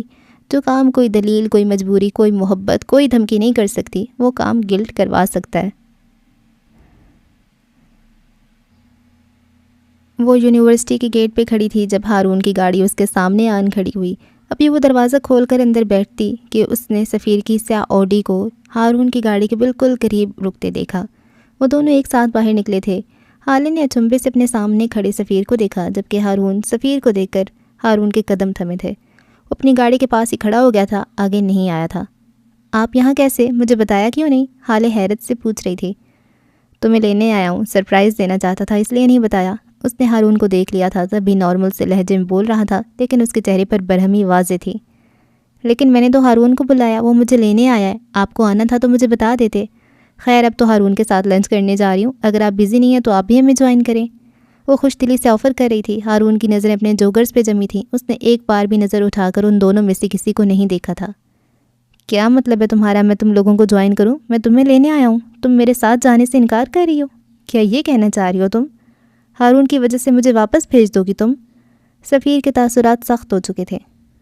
آپ بات کو بڑھا رہے ہیں، اگر آپ آنے سے پہلے مجھے بتا دیتے تو میں ہارون کو کال نہ کرتی، وہ میرے بلانے پہ یہاں آیا ہے، میں اس کو کیسے واپس بھیج دوں اور آپ کے ساتھ چلی جاؤں؟ تو میں چلا جاؤں؟ تم نہیں جاؤ گی میرے ساتھ، انکار کرو گی مجھے؟ تمہیں وہ زیادہ عزیز ہے؟ مجھے میری کمٹمنٹ زیادہ عزیز ہے جو کہ میں ہارون کے ساتھ کر چکی ہوں۔ جو انسان اپنی کمٹمنٹ پہ قائم نہیں رہتا، جو بات کر کے مکر جائے، ایسے شخص اپنی عزت نہیں کرتا، اور جو اپنی عزت نہیں کرتا لوگ اس کی عزت نہیں کرتے، اس لیے میں اپنی کمٹمنٹ پہ قائم ہوں۔ وہ ایک ایک لفظ پہ زور دیتی ہوئی بولی تھی۔ کیا ہوگا اگر وہ یہاں سے چلا جائے گا؟ یہ اتنی بڑی بات نہیں ہے، حالے تم میری انسلٹ کر رہی ہو۔ وہ اب ذرا آواز بلند میں بولا تھا۔ تماشا مت بنائے سفیر، مجھ پہ چلانے کی ضرورت نہیں ہے، میں آپ کے ساتھ نہیں جاؤں گی۔ سنا آپ نے؟ اب جا سکتے ہیں آپ۔ وہ اب دبا دبا سے چلائی تھی۔ آس پاس سے گزرتے اسٹوڈنٹس ان کو دیکھ رہے تھے، چاہے مگوئیاں ہونے لگی تھیں۔ ابھی سفیر کچھ کہتا کہ ہارون نے قریب آ کر حالے کو کونی سے پکڑا تھا اور اپنا رخ سفیر کی جانب کر کے بولا تھا، یہ تمہارے ساتھ ہی جائے گی، مجھے کسی دوست کی کال آ گئی ہے، مجھے وہاں جانا ہے، تم گاڑی میں بیٹھو، میں ذرا اسے ایک بات کر لوں، پھر آتی ہے یہ بھی، اوکے؟ وہ متوازن لہجے میں کہتا سفیر کو زہر لگا تھا۔ سفیر خاموشی سے گاڑی میں جا کر بیٹھ گیا تھا۔ تم اس وقت اس کے ساتھ جاؤ، ہم بعد میں بات کر لیں گے اس بارے میں، پلیز سب دیکھ رہے ہیں، اس وقت تماشا نہ لگاؤ، بچوں کی طرح لڑ رہے ہو تم دونوں۔ میں نہیں جاؤں گی، غلام نہیں ہوں ان کی، وہ پھاڑ کھانے والے لہجے میں بولی تھی۔ حالے میری خاطر اس وقت چلی جاؤ، دیکھو سب دیکھ رہے ہیں، میں ریکویسٹ کرتا ہوں۔ حالے نے تندھی سے اس کو گھورا تھا۔ جہنم میں جاؤ تم ہارون۔ وہ بڑبڑاتی ہوئی سفیر کی کار کی طرف بڑھ گئی تھی۔ اس نے بیٹھتی دروازہ ٹھاک کی آواز سے بند کیا تھا۔ ہارون گہری سانس بھر کے رہ گیا تھا۔ وہ ان دونوں کے درمیان کسی بھی قسم کے اختلافات کی وجہ نہیں بننا چاہتا تھا۔ اس کی گاڑی میں بیٹھتی سفیر گاڑی زن سے بھگا لے گیا تھا۔ وہ اس کے ساتھ آ تو گئی تھی، لیکن منہ سے ایک بھی لفظ نہ بولنے کی گویا قسم کھا رکھی تھی۔ سفیر نے کئی بار اس کو مخاطب کرنا چاہا، لیکن جواب ندارت۔ حالے میں پہلے ہی پریشان ہوں، پلیز مجھے مزید تنگ نہ کرو، میں 3 بار سوری کر چکا ہوں، اب بس بھی کر دو، میں کسی اور بات پہ غصہ تھا۔ تو مجھ پہ اتاریں گے آپ اپنا غصہ؟ کیوں؟ کیا غلام ہوں آپ کی؟ میں ان لڑکیوں میں سے نہیں ہوں جو مرد کی ہر غلط بات اس لیے برداشت کر لیں کیونکہ وہ غصے میں تھے۔ آج آپ چیخ رہے ہیں مجھ پہ، کل کو ہاتھ بھی اٹھا سکتے ہیں، صرف اس لیے کیونکہ آپ غصے میں ہیں۔ آپ اپنا غصہ مجھ پہ نہیں اتار سکتے سفیر، میں ہرگز برداشت نہیں کروں گی یہ۔ وہ جیسے پھٹ پڑی تھی۔ یار میرا یہ مقصد ہرگز نہیں تھا، میں بس تم سے بات کرنا چاہتا تھا، لیکن وہاں ہارون کو دیکھ کے مجھے غصہ آ گیا کیونکہ آپ کو جیلس فیل ہوا ہوگا، یا پھر آپ کو یہ لگا ہوگا کہ میں آپ کی ملکیت ہوں اور اب میں کسی اور مرد کے ساتھ کیسے گھوم سکتی ہوں، کیونکہ ہیں تو آپ وہی مشرقی مرد نا، کیوں یہی ہوا ہوگا نا؟ وہ اس کی بات کاٹ کر غصے سے سرخ چہرہ لیے بولتی ہی چلی گئی۔ سفیر نے گاڑی ایک جگہ روک دی تھی اور اپنا رخ اس کی طرف موڑ کے وہ حالے کی آنکھوں میں دیکھتا ہوا بولا تھا، کیونکہ ہارون کی ماں آج شام تمہارا رشتہ لے کر آ رہی ہیں۔ ہاں میں مشرقی مرد ہوں، لیکن میں تمہارے اور ہارون کے تعلق کو اچھی طرح جانتا ہوں، اور رہی بات ملکیت کی تو تم ایک جیتی جاگتی انسان ہو، کوئی روبوٹ نہیں جو میری مرضی پہ چلے گا۔ وہ ایسے ٹھنڈے لہجے میں کہہ رہا تھا کہ حالے کو اپنی ریڑھ کی ہڈی میں سنسنی سی محسوس ہوئی۔ تو آپ کو کیا پرابلم ہے؟ میرا رشتہ لا رہی ہے نا، آپ کو تو کچھ نہیں کہہ رہی۔ اس کا رنگ پھیکا پڑ گیا تھا، لیکن پھر بھی گردن کڑا کر کے بولی تھی، مجھے یہ پرابلم ہے کہ میں تم سے محبت کرتا ہوں، یہ ہے میرا مسئلہ، لیکن میں تو یہ نہیں سمجھ پا رہا کہ تم اتنی ریلیکس کیسے ہو، کیا تمہیں کوئی فرق نہیں پڑتا؟ کیا تم مجھ سے محبت نہیں کرتی؟ وہ زخمی لہجے میں بول رہا تھا، اس کی بھوری آنکھوں میں تکلیف تھی۔ حالے کو بے اختیار ملال ہوا تھا۔ سفیر میں پریشان ہوں، لیکن میں آپ کی طرح چیخ چلا نہیں سکتی، آپ مجھے بابا کے پاس کورٹ لے جائیں، آج یہ مسئلہ حل کر کے ہی آؤں گی۔ اس نے ساری جمع تفریق کر لی تھی اور اب قدرے بہتر محسوس کر رہی تھی۔ تایا ابو کے پاس کیا کرنے جاؤ گی تم؟ اور ویسے بھی وہاں مردوں کا ایک ہجوم ہوتا ہے، میں تمہیں وہاں نہیں لے کر جاؤں گا، ان کو کال کرو اور گھر آنے کا بولو، یا پھر کسی ریسٹوران ان کو بلا لو۔ وہ اب گاڑی سٹارٹ کرتا ہوا کہہ رہا تھا، ابھی تھوڑی دیر پہلے تو کچھ اور کہہ رہے تھے آپ، اور اب آپ کو کورٹ کے مرد برے لگ رہے ہیں۔ وہ اب اس کو تنگ کر رہی تھی۔ ہاں تو اتنا بھی بغیرت نہیں ہوں میں، ہارون کی بات الگ ہے، وہ فیملی ہے، کورٹ کچہریوں کا کس کو نہیں پتہ، ہر طرح کے مرد ہوتے ہیں وہاں، غنڈے، موالی، قاتل، ریپسٹ، کم از کم اپنے گھر کی لڑکی کو تو میں وہاں لے کر جانے سے رہا۔ وہ چہرے کے زاویے بگاڑ کر بولا تھا، اچھا میں بابا کو کال کرتی ہوں، وہ آج ممانی کو آنے سے منع کر دیں گے، اور میں رات تک بابا سے بات کر لوں گی آپ کے بارے میں، یہ اتنا بڑا مسئلہ نہیں ہے، آپ پریشان نہ ہوں۔ وہ اپنائیت سے بول رہی تھی۔ اللہ کرے ایسا ہی ہو، وہ بڑبڑایا تھا۔ حالے نے سر سیٹ کی پشت سے ٹکا دیا تھا، ابھی اسے بہت کچھ سوچنا تھا۔ گرمی اپنے جوبن پر تھی۔ نفیسہ کے گھر کے چھوٹے سے باغیچے میں آج اداسی سی تھی، پھول مرجھا چکے تھے، گھاس مری ہوئی لگتی تھی۔ نفیسہ کی سیاہ آنکھوں میں خالی پن سا تھا، عمر کا درد ٹھیک ہونے کی بجائے بگڑتا جا رہا تھا، کیس میں کوئی پیش رفت ہوتی نظر نہیں آ رہی تھی۔ وہ یہ گھر چھوڑنا چاہتی تھی، لیکن پہلے عمر کی سرجری کروانی تھی۔ وہ اپنی سوچوں میں اتنی مگن تھی کہ ان کو عمر کے آنے کا بھی نہ پتہ چلا۔ وہ آ کر ان کے سامنے رکھی چھوٹی سی کرسی پہ بیٹھ گیا تھا۔ وہ گھپلو سا بچہ مرجھایا ہوا لگتا تھا۔ اماں کیا میں مر جاؤں گا؟ عمر کی آواز نفیسہ کو اپنے حواس میں لائی تھی۔ نہیں میرا بیٹا، تم ایسا کیوں کہہ رہے ہو؟ میں تمہارا علاج کرواؤں گی، تم بالکل ٹھیک ہو جاؤ گے۔ تم سے کس نے کہا یہ سب؟ آج کل عمر ایسی باتیں کرنے لگا تھا کہ نفیسہ اس کی باتیں سن کر مزید دکھی ہو جاتی۔ نہیں اماں میں مر جاؤں گا، مجھے پتہ ہے، اقصیٰ کے ابا نے کہا ہے کہ اب میں مرنے والا ہوں، کیونکہ کوئی بھی ڈاکٹر میرا علاج نہیں کرے گا، کیونکہ میری ماں ایک بری عورت ہے اور میں بہت جلد مر جاؤں گا۔ وہ اپنی عمر سے بہت بڑی بات کر گیا تھا۔ نفیسہ جہاں تھی وہیں سن سی ہو گئی تھی۔ کیا یہ ہے وہ زندگی جو وہ عمر کو دیں گی؟ اماں ایک بات بولوں؟ وہ ماں کو خاموش دیکھ کر ایک بار پھر بولا تھا۔ نفیسہ نے نم آنکھوں سے اس بات میں سر ہلایا تھا، کچھ بولی نہیں تھی۔ مجھے مرنا نہیں ہے اماں، پلیز میں اپنے اسکول جانا چاہتا ہوں دوبارہ، آپ مجھے بچا لوگی نا؟ وہ معصومیت سے پوچھ رہا تھا۔ انہوں نے اٹھ کر عمر کو اپنے سینے سے لگا لیا تھا۔ ہاں، میں سب کچھ کروں گی، تمہارے لیے کسی بھی طرح کچھ بھی کر کے تمہیں بچا لوں گی۔ تم نہیں مر سکتے عمر، میں تمہیں مرنے نہیں دے سکتی، اللہ تمہیں بچا لے گا، وہ مجھے بے آسرا نہیں چھوڑے گا۔ وہ زاروں کے تار روتے ہوئے عمر کو چومتی جا رہی تھیں۔ جب دروازے پہ دستک ہوئی، وہ چند لمحے بعد عمر سے دور ہوتے ہوئے دروازہ کھولنے چلی گئی تھیں۔ سامنے زری کو دیکھ کے ان کا دل پھر سے بھر آیا تھا۔ وہ زری کو اندر آنے کا موقع دیے بغیر ان کے گلے لگتی پھوٹ پھوٹ کر رونے لگی تھیں۔ زری میرا بچہ، میرا عمر، میں اس کو نہیں کھو سکتی، پلیز کچھ کرو، کچھ بتاؤ، مجھے کوئی حل بتا دو، کوئی مشورہ دو، میں کیا کروں؟ نفیسہ کیا ہو گیا؟ ہمت کرو، اللہ ہے، وہ ہماری مدد کرے گا، تم اندر تو چلو، دیکھو اس طرح رونے سے کچھ نہیں ہوگا میری بہن۔ وہ ان کو روتا دیکھ کر بوکھلا سی گئی تھیں۔ لوگ ان کے در پہ جمع ہونے لگے تھے۔ کسی کی بے بسی سے بہتر تماشا بھی بھلا کوئی ہوا ہے؟ یکدم نفیسہ زری سے الگ ہوئی تھیں۔ وہ 2 قدم مزید آگے آئی تھیں اور اس مجمع پہ قہر بھری نظریں ڈالتی بلند آواز میں کہنے لگی تھیں، تم لوگوں کو شرم نہیں آتی ظالمو؟ میرے باپ نے تم لوگوں کو قرآن پڑھایا، تم لوگ میرے بچے کو مارتے ہو۔ میرے باپ کے بعد میں نے تمہارے بچوں کو قرآن پڑھایا، تم لوگ میرے بچے کو گالیاں دیتے ہو، اس کو ایسے ایسے گھٹیا لفظ بولتے ہو کہ میری روح بھی کانپ جائے۔ تم لوگ مجھے ستاتے ہو، میرے بچے پہ ظلم کرتے ہو۔ خدا کا خوف کرو لوگو، کسی کو اتنا نہ ستاؤ کہ اس کا صبر جواب دے جائے۔ تم لوگ کیوں پڑے ہو میرے پیچھے؟ میں نے کیا بگاڑا ہے تمہارا؟ کیوں میرے کردار پہ انگلی اٹھاتے ہو جبکہ تم سب گواہ اس بات پہ کہ میرا کردار صاف ہے، میں پاک ہوں؟ تم سب کو مار دوں گی میں، اگر میرے بیٹے کو کچھ ہوا کسی کو نہیں چھوڑوں گی میں آگ لگا دوں گی تمہارے گھروں کو، تمہارے بچوں کو، کسی کو نہیں بخشوں گی۔ وہ بھی مزید کچھ کہتی جب زری کا شوہر ان سب کے درمیان راستہ بناتا نفیسہ کے قریب آ کے رکا تھا اور ان کو بازو سے پکڑ کر ان کو اندر لے گیا تھا۔ وہ خود بھی چیخ چیخ کر ہانپ چکی تھیں، تبھی خاموشی سے ان کے ساتھ کھینچتی چلی گئیں۔ جیسے ہی وہ اندر پہنچی، سامنے کا منظر دیکھ کر ان کا ہاتھ بے اختیار اپنے دل کے مقام پہ گیا تھا۔ عمر اس چھوٹی سی کرسی پہ نہیں بیٹھا تھا، وہ منہ کے بل گھاس پہ بے ہوش پڑا تھا۔ رحمان نے بھاگ کر اس کو اپنی گود میں اٹھا لیا تھا۔ وہ ڈاکٹر کو دکھانے بھاگا تھا جبکہ نفیسہ اب بھی ساکت سی خاص کے اس ٹکڑے کو دیکھتی جا رہی تھی جہاں عمر گرا تھا۔ زری دکھ سے نفیسہ کو دیکھ رہی تھی، وہ ان کے لیے کچھ نہیں کر سکتی تھی۔ زری، رحمان بھائی سے بولو میری ٹکٹس کروا دیں، میں اسی ہفتے عمر کو لے کر امریکہ جا رہی ہوں۔ زری کو ان کی آواز کسی کھائی سے آتی ہوئی محسوس ہوئی۔ تمہارا اور عمر کا ویزا، وہ سب کیسے ہوگا؟ کیا تم نہیں جانتی کہ میں ایک امریکی شہری ہوں؟ وہ اب کچھ دیر پہلے اپنے دروازے پہ کھڑی چیختی روتی ہوئی نفیسہ نہیں تھی، یہ ہائی کورٹ میں کھڑی طرح طرح کے مجرموں کو ڈیل کرنے والی، اپنے دلائل سے سامنے والوں کو چاروں شانے چت کرنے والی بیرسٹر نفیسہ حیات تھیں۔ اور کیس اس کا کیا ہوگا؟ نفیسہ کو عمر حیات سے زیادہ عزیز کچھ نہیں ہے۔ ان کی آواز پارٹ تھی، کسی بھی قسم کے جذبے سے آ رہی وہ کہتی اندر جا چکی تھی، اور زری ایک بار پھر اس آدھی اجڑی گھاس پہ تنہا رہ گئی تھیں۔ حالے جب سے آئی تھی جلے پیر کی بلی کی طرح اپنے کمرے میں یہاں سے وہاں چکر کاٹ رہی تھی۔ اس نے ہارون کو کال کر کے سب بتا دیا تھا۔ ہارون نے یقین دہانی کروائی تھی کہ وہ اپنی ماں کو آنے سے روک لے گا، اور واقعی یہی ہوا تھا۔ اماں اس کو سلواتے سناتی اپنے کمرے میں جا چکی تھیں۔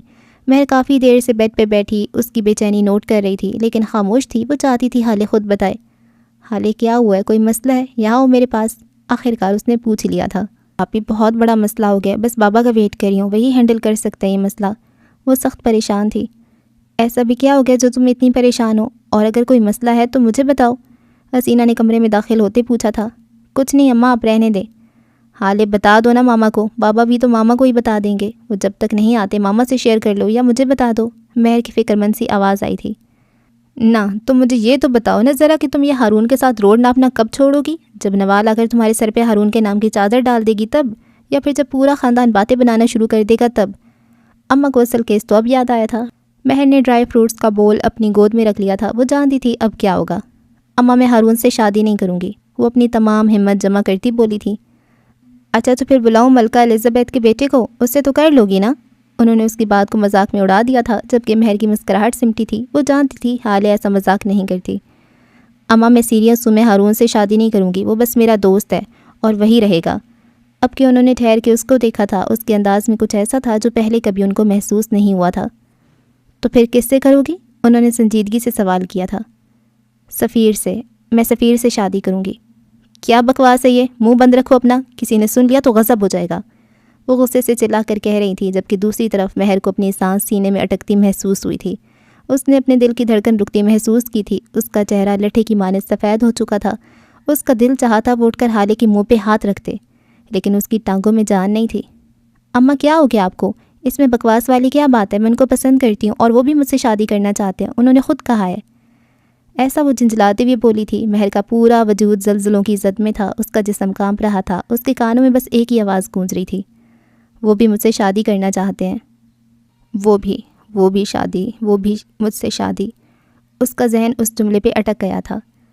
حالے دور ہو جاؤ میری نظروں سے، میں تمہاری شکل بھی نہیں دیکھنا چاہتی، جاؤ یہاں سے دفع ہو جاؤ، میرے سامنے مت آنا۔ وہ دھاڑتی ہوئی انگلی اٹھا کر اس کو باہر جانے کا کہہ رہی تھیں۔ اماں میں آپ کی بیٹی ہوں، میں نے کوئی غلط کام نہیں کیا، پسند کی شادی میرا حق ہے، آپ ایسے کیوں ریئیکٹ کر رہی ہیں؟ میری جگہ آپ ہی ہوتی تب تو آپ کچھ بھی نہیں کہتی۔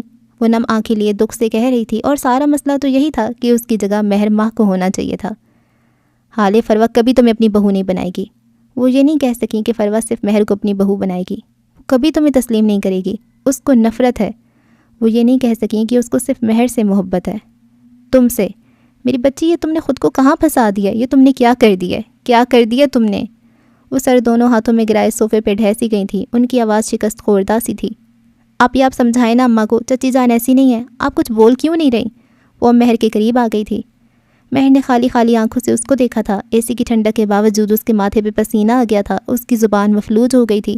وہ بنا کچھ کہے بیڈ سے اٹھی تھی، اس کے قدم لڑکھڑائے تھے۔ حالے نے فوراً اس کو سہارا دینے کو ہاتھ بڑھایا تھا، مہر نے اس کا بڑا ہوا ہاتھ نہیں دیکھا تھا، اس کو کچھ بھی دکھائی نہیں دے رہا تھا۔ وہ انہی لڑکھڑاتے قدموں اور کانپتے وجود کے ساتھ باہر نکلتی چلی گئی۔ یہ بھی ناراض ہو گئی۔ یار میں آپ کو بتانے والی تھی، آپ ہی میری بات تو سن لیں، آپ ہی۔ پیچھے حالے اس کو آوازی دیتی رہ گئی تھی۔ اس کو لگا تھا مہر اس سے ناراض ہے کیونکہ اس نے سفیر کے بارے میں اس کو نہیں بتایا۔ آگاہی سے پہلے کا دور کتنا حسین ہوتا ہے نا۔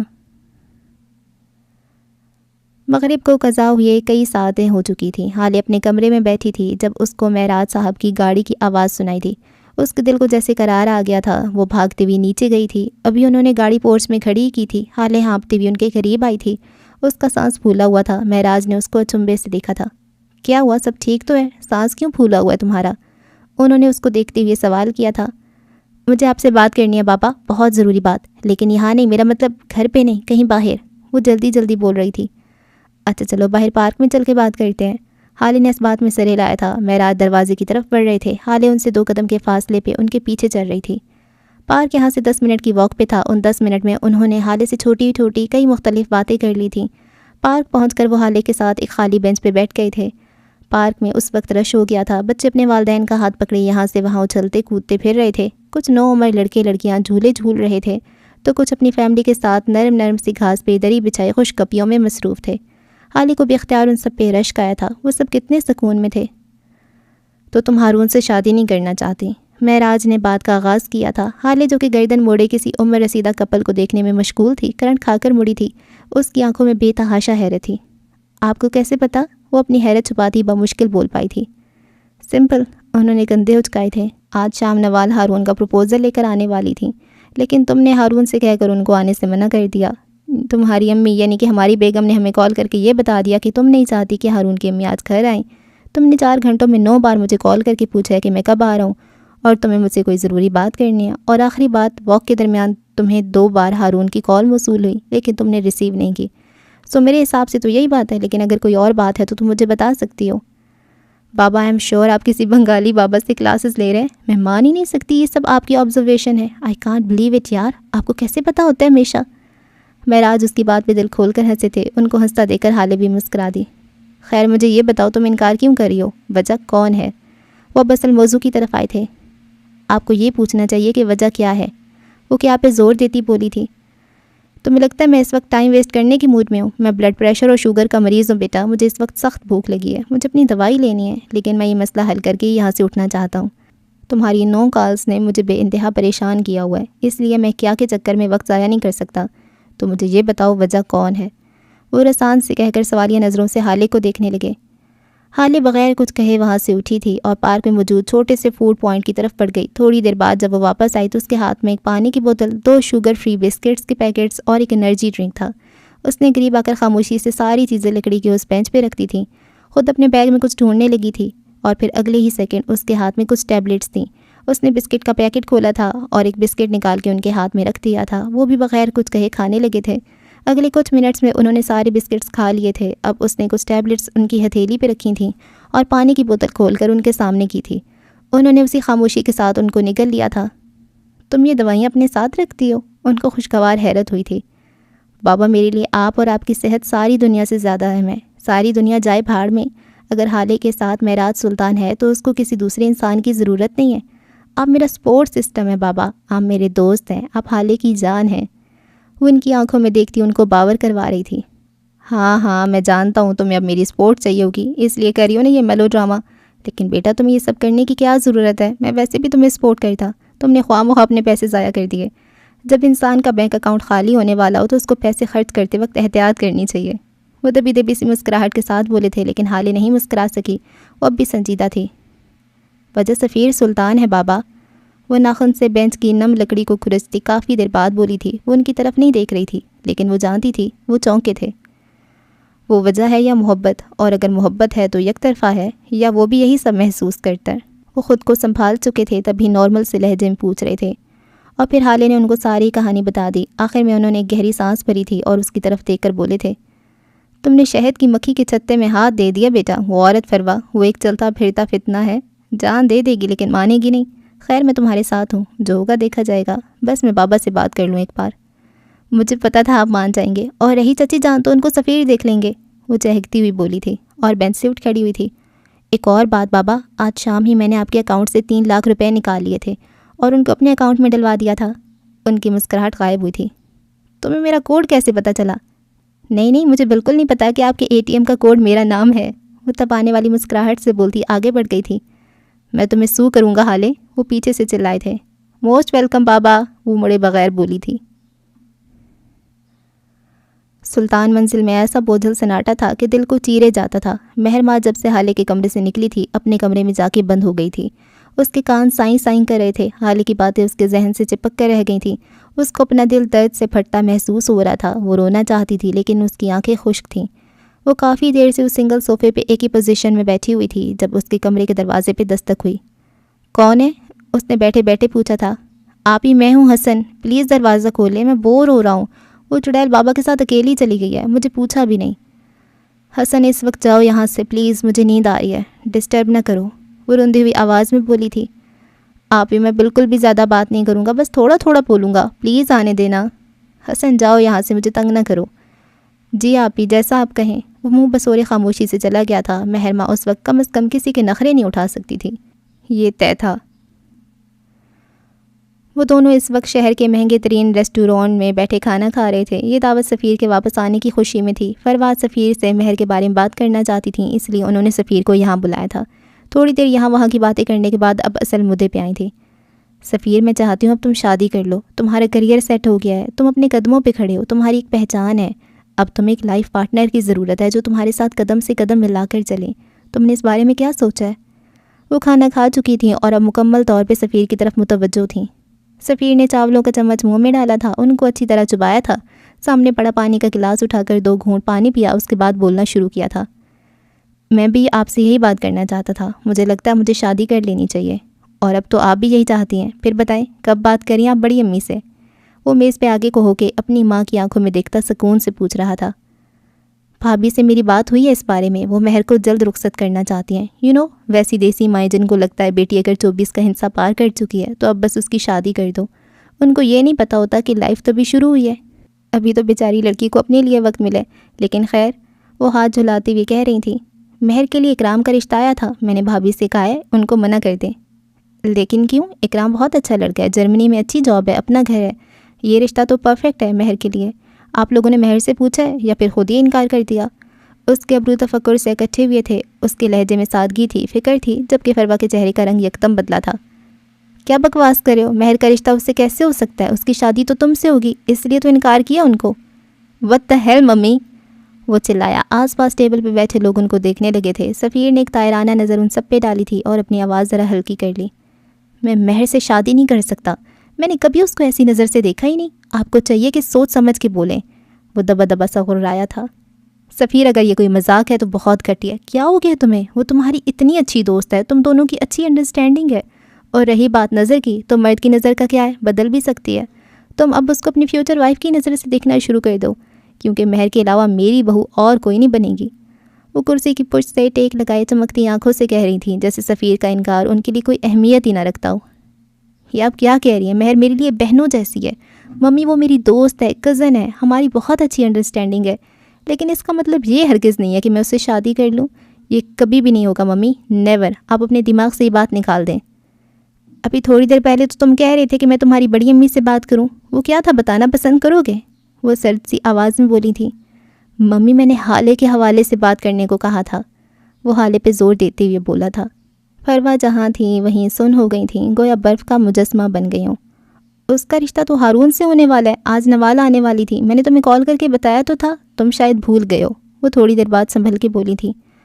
آنے والی تھیں لیکن نہیں آئیں، اور نہ ہی اب آئیں گی، اس لیے ممی آپ کل تک بڑی امی اور تایا ابو سے بات کریں اور اس امر کو یقینی بنائیں کہ حال سلطان سفیر سلطان کی ہے ہمیشہ کے لیے۔ تمہیں آخر مہر سے مسئلہ کیا ہے؟ اس میں کیا کمی ہے؟ مجھے یقین ہے تم بس وقتی طور پہ حالے سے متاثر ہوئی ہو، اور کوئی بات نہیں ہے۔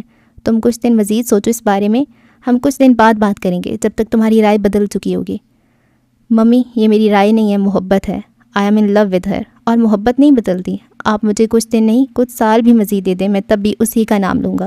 آپ میرا فیصلہ نہیں بدل سکتی۔ اور رہی بات مہر کی، تو اس میں کوئی خامی نہیں، وہ بس اس خاکے میں فٹ نہیں آتی جو کہ میں نے اپنے لائف پارٹنر کے لیے بنایا ہے۔ وہ بہت پریکٹیکل ہے، میں اس روبوٹک زندگی سے بیزار ہوں ممی۔ مجھے کوئی ایسی لڑکی چاہیے جو میری زندگی میں رنگ بھرے، جو میرے ساتھ قدم سے قدم ملا کر چل سکے۔ اور آپ جانتی ہیں مہر کو، وہ کتنی دبو سی ہے، کوئی ایسی جو میری نا کو ہاں میں بدلنا جانتی ہو، جو میری غلط بات کو غلط کہنے کا حوصلہ رکھتی ہو، کوئی ایسا جو اپنا اور میرا سوشل سرکل مینٹین کرنا جانتی ہو، جو مجھ سے ضد کرے، باتیں منوائے۔ میں اب کوئی ٹین ایجر نہیں ہوں جو جذبات میں آ کر فیصلہ کر رہا ہوں۔ میں نے ہر پہلو پہ سوچا ہے اور بہت سوچ سمجھ کر یہ نتیجہ نکالا ہے کہ میری بیوی بننے کے لیے جو کوالٹیز چاہیے وہ بس حالے میں ہیں، اور اگر نہ بھی ہوتی تو تب بھی میں اسی سے شادی کرتا کیونکہ میں اس سے محبت کرتا ہوں۔ آئی ہوپ اب آپ سمجھ گئی ہوں گی۔ میں نے تمہاری پوری تقریر سنی، لیکن کوئی بھی بات مجھے ایسی نہیں لگی جس کی وجہ سے میں اس رشتے کے لیے مان جاؤں۔ تو مسٹر سفیر سلطان، تم حالے سے محبت کرو یا کچھ بھی، میں اس سے نفرت کرتی ہوں۔ میں نے آدھی زندگی نگین کو برداشت کیا، اب باقی کی آدھی زندگی اس کی کاربن کاپی کو نہیں برداشت کروں گی۔ وہ لڑکی میری بہو نہیں بنے گی، یہ بات تم لکھ کے رکھ لو۔ وہ پرس اٹھا کر کھڑی ہو گئی تھی۔ اور اگر بنی تو میں اس کو کبھی قبول نہیں کروں گی۔ میں گاڑی میں تمہارا ویٹ کر رہی ہوں، آ جاؤ، وہ کہتی وہاں سے نکلتی چلی گئی تھیں۔ پیچھے سفیر نے گہری سانس بھری تھی اور بڑبڑایا تھا۔ میں نے گھی سیدھی انگلی سے نکالنے کی کوشش کی تھی، لیکن اب میں اپنا طریقہ آزماؤں گا۔ ہاں میں یہی کروں گا۔ اس نے آسودگی سے آنکھیں موند لی تھیں۔ یہ صبح سلطان منزل کے کچھ مکینوں کے لیے بہت خوشگوار تھی تو کچھ کے لیے اتنی ہی گھٹن زدہ۔ حسینہ ساری رات بے چین رہی تھیں کیونکہ مہر بے چین تھی۔ وہ رات سے اب تک اس کا سامنا نہیں کر پا رہی تھیں۔ مہر ان کو عزیز تھی، بے حد عزیز۔ وہ اس کی خاطر اپنی سگی اولاد کو بھی پیچھے کر دیتی تھیں۔ مہر کے آگے ان کو کچھ نہیں دکھتا تھا۔ ناشتے کی میز پہ سارا گھر جمع تھا سوائے مہر ماہ کے۔ وہ رات سے اپنے کمرے میں بند تھی، حالے اس کی غیر موجودگی محسوس کر چکی تھی، تبھی بے دلی سے چند لقمے زہر مار کر کے اٹھ گئی تھی۔ اب وہ مہر کے کمرے کے باہر کھڑی دستک دے رہی تھی۔ تھوڑی ہی دیر میں مہر نے دروازہ کھول دیا تھا۔ حالے خاموشی سے اندر آ گئی تھی۔ مہر اس کو نظر انداز کر کے الماری میں منہ دیے کھڑی تھی۔ حالے نے نرمی سے اس کا بازو تھاما تھا اور اس کو اپنے ساتھ صوفے پہ لا کر بٹھایا تھا۔ آپ ہی ہمیں بات کرنی چاہیے۔ کل شام جو کچھ میں نے کہا، میں اس بارے میں آپ کو شروع سے سب بتانا چاہتی ہوں۔ آپ مجھ سے بدگمان نہ ہوں بس۔ مہر خاموشی سے اس کو دیکھتی رہی۔ اس کا دل چاہا تھا وہ حالے کو بتا دے کہ وہ سفیر کو کتنا چاہتی ہے، لیکن اس کی ہمت نہیں ہوئی۔ اور پھر حالے نے اس کو شروع سے آخر تک سب بتا دیا تھا کہ کس طرح سفیر نے اسے شادی کے لیے پوچھا تھا اور کب حالے کو اس سے محبت ہوئی۔ آپ ہی میں آپ کو کیا بتاؤں، وہ تو ایک بن مانگی دعا کی طرح مل گیا ہے مجھے۔ میں نے تو ساری زندگی اس کے لیے ملنے کی دعا کی تھی۔ مجھے تو پتہ بھی نہیں تھا کہ میں ان سے اتنی محبت کرتی ہوں۔ مجھے ہمیشہ یہی لگا کہ میں بس ان کو پسند کرتی ہوں۔ مجھے تو 16 سال کی عمر سے پتہ تھا کہ میں بس اسی سے عشق کرتی ہوں۔ میں تو تب سے اسے چاہتی ہوں جب مجھے محبت کے معنی بھی نہیں آتے تھے۔ ہماری تو پسند ناپسند بھی ایک دوسرے سے کافی الگ ہے۔ ہمارے نظریے میں، ہماری سوچ میں زمین آسمان کا فرق ہے، لیکن دیکھیں پھر بھی ہم ایک ہونے والے ہیں۔ میں نے اپنا نظریہ، اپنی پسند ناپسند سب اسی سے تو جوڑ لیا تھا۔ پھر میری سوچ کو میں نے اسی تک محدود کر لیا، لیکن وہ مجھے پھر بھی نہیں ملا۔ آپ ہی میں نے تو کبھی سوچا بھی نہیں تھا کہ وہ مجھ سے محبت کرتے ہوں گے، میرے لیے فیلنگز رکھتے ہوں گے۔ جب انہوں نے مجھے پرپوز کیا، I was shocked, I was like, کیا انہوں نے واقعی میرا نام لیا؟ وہ ایک جذب کے عالم میں کہے جا رہی تھی۔ میں نے تو کبھی یہ نہیں سوچا تھا کہ وہ میرے علاوہ کسی سے محبت کر سکتا ہے۔ جب سے میں نے تمہارے منہ سے اس کا نام سنا ہے، I am shocked, I am like, کیا تم نے واقعی اس کا نام لیا؟ وہ بس اپنے دل میں کہہ سکی تھی۔ حال اگر تم دونوں الگ ہو گئے، میرا مطلب کسی وجہ سے تمہارا رشتہ ان سے نہ ہو سکا، تو اس کے اندر ایک موہوم سی امید جاگی تھی کہ شاید حالے ابھی اسے اتنی اٹیچ نہ ہوئی ہو، شاید ابھی اس کی محبت نے ان بلندیوں کو نہ چھوا ہو، شاید اب بھی اس محیب اندھیرے میں کوئی امید کا دیا روشن ہو سکتا ہو۔ میں مر جاؤں گی آپی، حالے مر جائے گی سفیر کے بغیر۔ امید کا ٹمٹماتا دیا بجھ گیا تھا۔ مجھے تو اب احساس ہوا کہ میں ان سے کتنی محبت کرتی ہوں، اب ان سے الگ ہونے کا تو سوال ہی نہیں اٹھتا۔ میں جانتی ہوں آپ ایسا کیوں کہہ رہی ہیں، چچی کی وجہ سے نا، ان کو سفیر سنبھال لیں گے، وہ مسکراتے ہوئے بتا رہی تھی۔ مہر مسکرا بھی نہ سکی۔ اللہ کرے ایسا ہی ہو، اس نے بھاری دل سے دعا کی تھی۔ کرب سا کرب تھا۔ دادا جان میں آ جاؤں؟ وہ ان کے کمرے کے اد کھلے دروازے پہ دستک دیتا اپنی مخصوص مسکراہٹ سے پوچھ رہا تھا۔ میڈا سا میڈے جیون دی وجہ تو آتے میڈا ہاں ٹھرے۔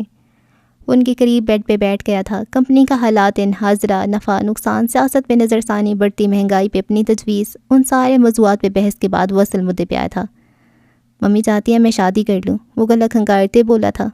اور تم کیا چاہتے ہو؟ چاہتا تو میں بھی یہی ہوں، لیکن ایک مسئلہ ہے، میں ممی کی پسند سے شادی نہیں کر سکتا، میں کہیں اور انٹرسٹڈ ہوں۔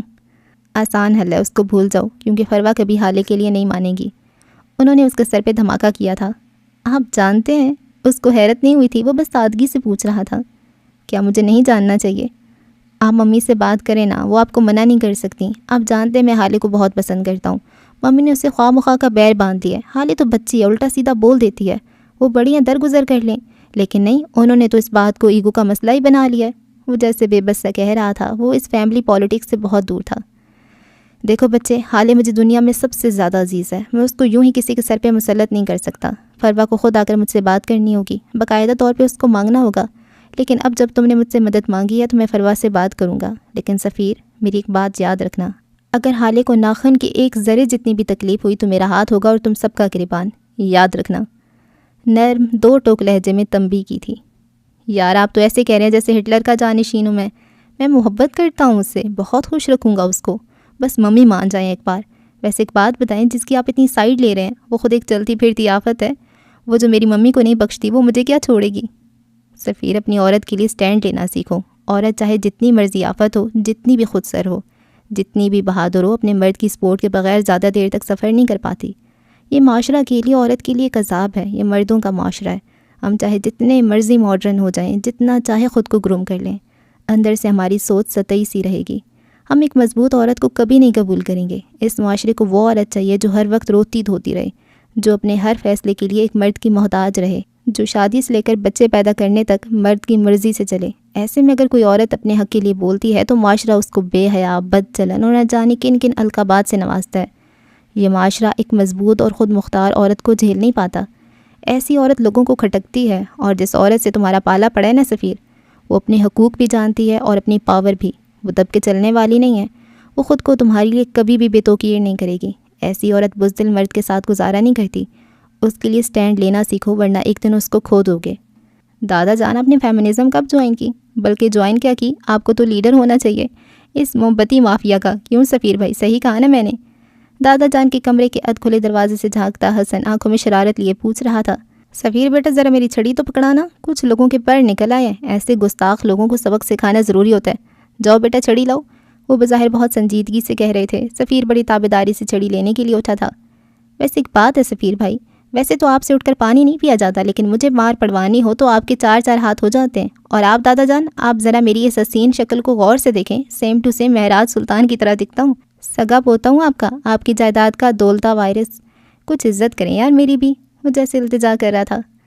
سفیر بیٹا، چھڑی کینسل، اب مجھے میرے وہ بھورے بوٹ اٹھا کے دو، میں ذرا چیک کروں اب بھی پیٹھ پہ نشان چھوڑتا ہے یا نہیں۔ جو حکم دادا جان۔ سفیر فوراً حکم بجا لانے کو اٹھا تھا۔ ویسے بھورے بوٹ سے یاد آیا، آپ کے وہ گولڈن خاندانی جوتے، وہی جو آپ کو آپ کے ابا نے دیے تھے، وہ میری بہن نے بخش کو دے دیے، اس کی اسکول کی فیئرویل تھی نا، حسن چمکتی آنکھوں سے بتا رہا تھا۔ سفیر نے ایک جھٹکے سے گردن موڑ کے اس کو دیکھا تھا۔ دادا جان بھی حیرت زدہ تھے۔ لیکن میں نے تو اس کو اسکن کلر کے جوتے لینے کو کہا تھا، میرے ابا کے جوتے تو ڈارک گولڈن تھے، میں نے تو اس کو یہ بھی کہا تھا کہ کسی کو ساتھ لے جائے، اس کو رنگوں کا پتہ نہیں چلتا۔ اب ان کو کیا پتا ڈارک گولڈن کو اسکن کلر بتانے والا حسن ہی تھا، وہ مارے حیرت کے یہی کہہ سکے تھے۔ اب پچھتائے کیا ہو جب حالے لے گئی بوٹ، وہ افسوس سے بولا تھا۔ لیکن بخش تو جینز شرٹ پہن کر گیا تھا نا، اس کے ساتھ ایسے روایتی جوتے کون پہنتا ہے؟ سفیر جیسے یاد آنے پہ بولا تھا۔ بخش کہتا ہے میرا اپنا سٹائل ہے، میں دنیا سے ہٹ کے چلتا ہوں، جو کام دنیا والے کرنے سے گھبراتے ہیں وہی کام تو بخش جبار نڈر ہو کے کرتا ہے۔ وہ باقاعدہ بخش کی نقل اتارتے ہوئے بولا تھا۔ اس کے سٹائل کی تو ایسی کی تیسی، یا اللہ حالے وہ میرے ابا نے مجھے دیے تھے، میں نے سفیر کے نکاح کے لیے رکھے تھے، یہ کیا کیا تم نے بچے؟ آپ کہیں تو بخش سے واپس لے آؤں؟ حسن چہرے پہ زمانے بھر کی معصومیت سجاتے بولا تھا۔ اب کیا سفیر سلطان ایک ملازم کی اترن پہنے گا؟ رہنے دو اسی کے پاس، سفیر کے سر کا صدقہ سمجھوں گا میں۔ یوسف سلطان اپنے جلالی موڈ میں آ چکے تھے، تب بھی حسن نے وہاں سے کھسکنے میں عافیت جانی، جبکہ سفیر گم سم سا واپس اپنی جگہ پہ بیٹھ گیا تھا۔ اس کا غم دادا سے بڑا تھا، پہلے فیوریٹ شرٹ اور اب دادا کے خاندانی جوتے، جن کو پہننے کا سفیر کو بچپن سے شوق تھا۔ حال سلطان نے اس پہ ابھی اور کتنے ظلم کرنے تھے۔ مہرماں اپنے کمرے کے ساری بتیاں بجھائے ٹھنڈے فرش پہ اکڑوں بیٹھی تھی، ایسے کہ بیڈ کی پائنیتی سے ٹیک لگا رکھی تھی۔ اس کی آنکھیں سرخ تھیں، بال بکھرے تھے، حلیہ بے ترتیب، یہاں تک کہ کل سے لے کر اب تک اس نے کوئی ایک نماز بھی نہیں پڑھی تھی۔ ابھی بھی وہ اپنے خیالوں میں مگن تھی جب اس کے کمرے کا دروازہ دھاڑ سے کھولتی فروا اندر آئی تھی۔ ملکہ جیسے اندھیرے نے ان کا استقبال کیا تھا، انہوں نے سوئچ بورڈ پہ ہاتھ مارا تو سارے میں روشنی پھیل گئی، سفید روشنی۔ مہر نے بے اختیار آنکھوں پہ ہاتھ رکھا تھا، یہ روشنی اس کی آنکھوں میں چبھی تھی۔ مہرماں یہ سب کیا سن رہی ہوں میں؟ حالے نے کل رات کیا بکواس کی ہے؟ دیکھو مجھ سے جھوٹ بولنے کی قطعی ضرورت نہیں ہے، بھابھی جان مجھے سب بتا چکی ہیں، اب کچھ بولو گی بھی یا اسی طرح سوگ مناتی رہو گی؟ ان کا بس نہیں چلتا تھا کہ مہر کے حلق میں انگلی ڈال کر سچ کا پتہ چلا لیں۔ جب سب کچھ پتہ ہے آپ کو تو اب مجھ سے کیا چاہتی ہیں آپ؟ وہ اسی طرح آنکھوں پہ ہاتھ رکھے بولی تھی۔ فروا نے اس کے قریب جا کر ایک جھٹکے سے اس کا ہاتھ آنکھوں سے ہٹایا اور اس کا بازو پکڑ کر کھڑا کیا تھا۔ مجھے پاگل بنانا بند کرو مہر، میں نہیں جانتی اس نے کیا بکواس کی ہے یا اس کے دماغ میں کیا چل رہا ہے، لیکن میری ایک بات یاد رکھنا، میں نہ تمہیں اس طرح ہارنے دوں گی اور نہ خود خاموش بیٹھوں گی۔ حالے اور سفیر کبھی ایک نہیں ہو سکتے، کم از کم میری زندگی میں تو نہیں۔ وہ اس کے پاس بیٹھی غرا رہی تھی۔ تو کیا کروں میں؟ ہاں کیا کروں؟ گلا دبا دوں اپنی بہن کا؟ مار دوں اس کو؟ گویا پھٹ پڑی تھی۔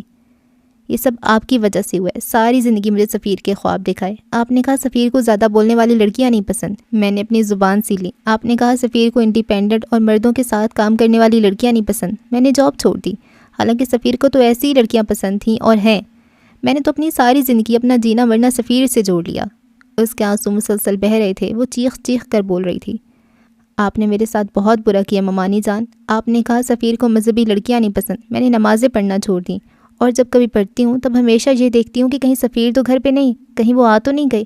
میں نے تو خدا کو بھی چھوڑا ہے صرف سفیر کے لیے، میری تو زندگی کی ساری ایکویژن ہی خراب ہو گئی، میں اسکوائر 1 پہ آ کر کھڑی ہو گئی ہوں۔ میری لائف، میرے گولز تو بس یہی تھے کہ میں سفیر سے شادی کروں گی اور پھر مجھے ابا کی محبت مل جائے گی۔ اس کا لہجہ رندا ہوا تھا۔ میں نے صرف سفیر نہیں کھویا، میں نے یوسف سلطان بھی کھو دیا، ساری زندگی کے لیے سب کچھ کھو دیا میں نے۔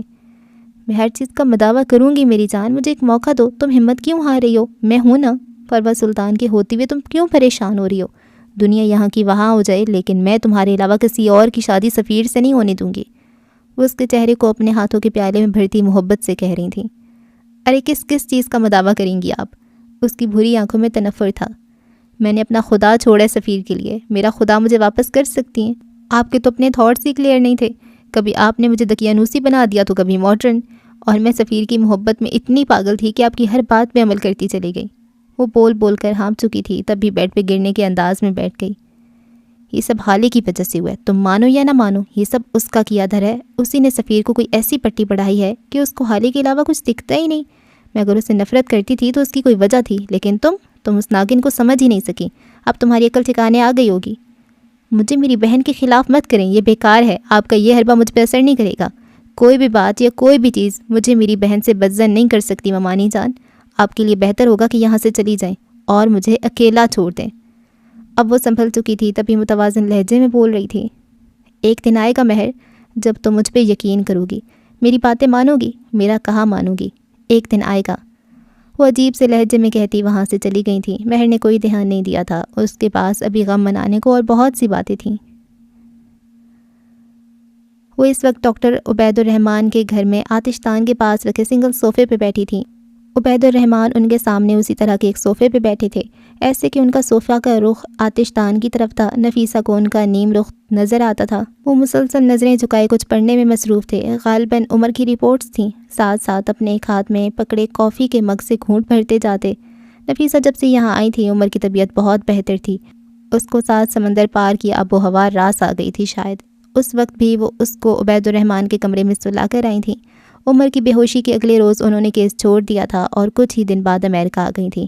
یہاں آ کر وہ سب سے پہلے ڈاکٹر عبید الرحمن سے ملی تھی. 2 دن پہلے عمر کے کچھ ضروری ٹیسٹ ہو گئے تھے. آج ان کی رپورٹس آنی تھیں. باہر سخت برف باری تھی. تبھی ڈاکٹر عبید الرحمن کو اپنے گھر بلا لیا تھا کہ ان کا گھر اس ہوٹل کے بالکل قریب تھا جہاں نفیسہ رہ رہی تھیں. ڈاکٹر عبید الرحمن سانولی رنگت، متناسب نقوش اور درمیانے قد کے تھے. ان کا تعلق انڈیا سے تھا. ان کی اور محسن کی دوستی ہاسپٹل میں ہوئی تھی. محسن کے پاکستان آنے کے بعد بھی یہ دوستی اسی طرح برقرار تھی. وہ دونوں کبھی خط و کتابت کے ذریعے تو کبھی ٹیلی فون کے ذریعے ایک دوسرے کے ساتھ رابطے میں رہتے. عمر کی بیماری میں بھی محسن نے ان کو ٹیلی فون پہ سب بتا دیا تھا اور عبید الرحمن نے ان کو امریکہ آنے کا مشورہ دیا تھا. اس وقت نفیسہ پچھلے 15 منٹ سے ان کے کچھ بولنے کے انتظار میں تھی. اب ان کا ضبط جواب دے گیا تھا. کیا اس رپورٹ میں ایٹم بم بنانے کا راز لکھا ہے جسے آپ پچھلے 15 منٹ سے پڑھے ہی جا رہے ہیں؟ وہ غصے میں نہیں تھی، وہ بس خوف زدہ تھیں. وہ دونوں انگلش میں بات کر رہے تھے کہ عبید الرحمن کی اردو اور ہندی بہت کمزور تھی. ڈاکٹر عبید نے چند لمحے چشمے کے پیچھے سے ان کو ناگواری سے دیکھا تھا، جیسے ان کا مخل ہونا پسند نہ آیا ہو، اور دوبارہ نظریں جھکا لی تھیں. نفیسہ کلس کر رہ گئی تھی. اوف، یہ سرجنز کا ایٹیٹیوڈ. 5 منٹ مزید گزر گئے. نفیسہ اٹھ کر یہاں سے وہاں ٹہلنے لگی تھیں. انہوں نے ذرا کی ذرا نظر اٹھا کر ڈاکٹر عبید کو دیکھا تو ان کے ہاتھ میں کوئی رپورٹ نہ پا کر تھوڑا حیران ہوئیں. اب وہ ان کے سر پہ آ کر کھڑی ہو گئیں. تب انہوں نے ان کے ہاتھ میں ایک ہتھیلی جتنی لمبی اور 4 انگلیوں جتنی چوڑی کتاب دیکھ کر تو جیسے ان کا دماغ ہی گھوم گیا. آپ میرے ساتھ مذاق کریں؟ آپ کو یہ سب ڈرامہ لگ رہا ہے؟ میرا بیٹا کینسر کا مریض ہے. اس وقت اس کی رپورٹ سے زیادہ ضروری آپ کو یہ فضول سی کتاب لگتی ہے؟ میں اپنا ملک چھوڑ کر، اپنا کیس چھوڑ کر یہاں جھک مارنے آئی ہوں، یہ لگتا ہے آپ کو؟ ابھی کے ابھی میں اپنے بیٹے کو لے کر جا رہی ہوں. آپ سے 100 گنا بہتر ڈاکٹرز مل جائیں گے مجھے. وہ غصے سے سرخ چہرہ لیے گویا دھاڑ رہی تھیں. ڈاکٹر عبید نے کتاب کو بند کر دیا تھا. اب وہ پوری طرح ان کی طرف متوجہ تھے. پڑھنے نہ دیجیے گا آپ مجھے. پچھلے 15 منٹ سے ایک لفظ نہیں سمجھ سکا میں. بولیں، کیوں چیخ رہی ہیں؟ وہ تیوری چڑھائے پوچھ رہے تھے. نفیسہ کو اس وقت ان پہ کسی پاگل کا سا گمان ہوا. میرے بیٹے کی رپورٹس میں کیا آیا ہے؟ اس کی سرجری کب کرنی ہے؟ وہ کب تک ٹھیک ہوگا؟ اگر آپ مجھے یہ سب بتا دیں تو میرا، اس ہاتھ سے کھڑکی کی طرف باہر اشارہ کیا، برف باری میں ذلیل ہو کر یہاں تک پہنچنا، میری ساری محنت وصول ہو جائے گی. وہ ایک ایک لفظ پہ زور دیتی چبا چبا کر کہہ رہی تھیں. آپ کے بیٹے کو پہلی نظر دیکھ کر ہی بتا تو دیا تھا اسی دن سب کچھ. نہیں، آپ کے بیٹے کو کینسر، کوئی مریض نہیں ہے وہ. اور کیا بتاؤں آپ کو؟ جب اس دن یقین نہیں کیا آپ نے تو بار بار کیا دہراؤں اپنی بات؟ آپ اکلا کے موٹے دماغ میں ایک بات گھستی ہی نہیں تو میں کیا کروں؟ آپ کو اس بات کا ایک پختہ ثبوت چاہیے ہوگا. اب آپ کے بیٹے کا دماغ تو بولنے سے رہا کہ اس کو کوئی کینسر نہیں ہے، اور یہ رپورٹس ایک انگلی اور انگوٹھے سے رپورٹس کو ہوا میں اٹھایا تھا. اگر ان رپورٹس میں لکھی اصلاحات آپ کی سمجھ میں آتی ہیں تو پڑھ لیجئے. وہ پرسکون سے لہجے میں کہہ رہے تھے. آپ سچ کہہ رہے ہیں؟ وہ بدقت بول پائی تھی. آپ نہیں مانیں گی؟ چلیں، وہ جو سامنے والا کمرہ ہے نا، وہاں سے قرآن پاک لا دیں. اس پہ ہاتھ رکھ کے گواہی دینے کو تیار ہوں میں. تب تو مان جائیں گی آپ. اگر یہ سچ ہے تو عمر کی وہ حالت، وہ سب کیا تھا؟ اس کا بے ہوش ہونا، اس کا سر درد، اس کے ناک سے خون آنا، اس کی نکاہت، وہ سب کیا تھا؟ اور اگر یہ سچ ہے تو آپ نے مجھے یہاں بلایا کیوں؟ ڈاکٹر عبید نے افسوس سے ان کو دیکھا تھا. نفیسہ، آپ پلیز بیٹھ جائیں، میں آپ کو سب بتاتا ہوں. اب کی ان کے لہجے میں ہمدردی تھی. وہ نڈھال سی بیٹھ گئی تھیں. عمر کو ہونے والا سر درد مائیگرین ہے، کینسر نہیں. میں دن میں روز اس مرض کے شکار لوگ دیکھتا ہوں، اس لیے عمر کو دیکھ کر میں نے آپ کو بتا دیا تھا. اس کو کوئی بھی بیماری ہو سکتی ہے سوائے کینسر کے، لیکن آپ نہیں مانی. خیر، کوئی بھی نہیں مانتا. پھر میں نے اس کے تمام ٹیسٹ کیے اور ان سے یہ ثابت ہوتا ہے کہ آپ کا بیٹا اس موذی مرض سے محفوظ ہے. اب آتے ہیں ان علامات پہ جن سے آپ کو لگا کہ عمر کو کینسر ہے. آپ کے بیٹے کو ایک خاص قسم کا ڈرگ دیا جاتا رہا ہے جس سے اس کے سر میں درد اٹھتا ہے اور ناک سے خون بہتا ہے. اس ڈرگ کی مقدار ذرا سی بڑھا دی تو بے ہوشی بھی طاری ہو جاتی ہے. رہی بات آپ کے یہاں بلانے کی، تو میں یہ نئی کتاب لایا تھا. اس میں اتنی مشکل اردو ہے، ذرا کچھ الفاظ کے میں نہیں جانے تھے، لیکن آپ تو پہلی انگاروں پہ لوٹ رہی ہیں. خیر، مزید کچھ جاننا ہے؟ نفیسہ جو دم سادے ان کو سنے جا رہی تھیں، ان کو لگا تھا جیسے ان کے کانوں میں دھماکے ہو رہے ہوں. ان کو یکدم کمرے میں آکسیجن کی کمی محسوس ہوئی تھی. کچھ نہیں جانا، مجھے اب کچھ بھی نہیں جانا. سب ختم ہو گیا، سب.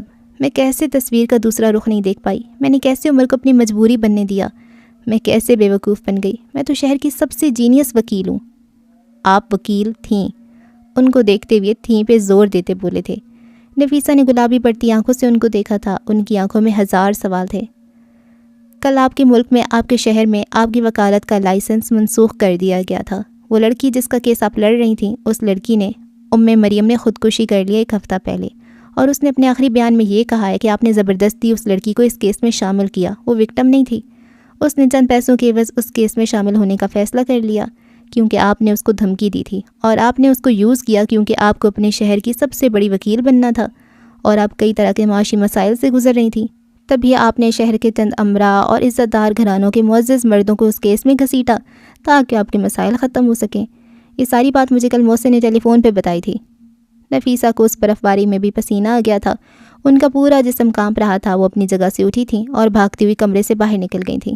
عبید الرحمن بھی ان کے پیچھے آئے تھے۔ لاؤنج میں آ کر ذرا دیر کو ٹھہری تھیں، لیکن ایک بار پھر ان کو اپنا دم گھٹنا محسوس ہوا۔ وہ تیز تیز قدم اٹھاتی بیرونی دروازہ پار کر گئی تھیں۔ گھر کے باہر برف ایسی گر رہی تھی جیسے آسمان سفید آنسو رو رہا ہو۔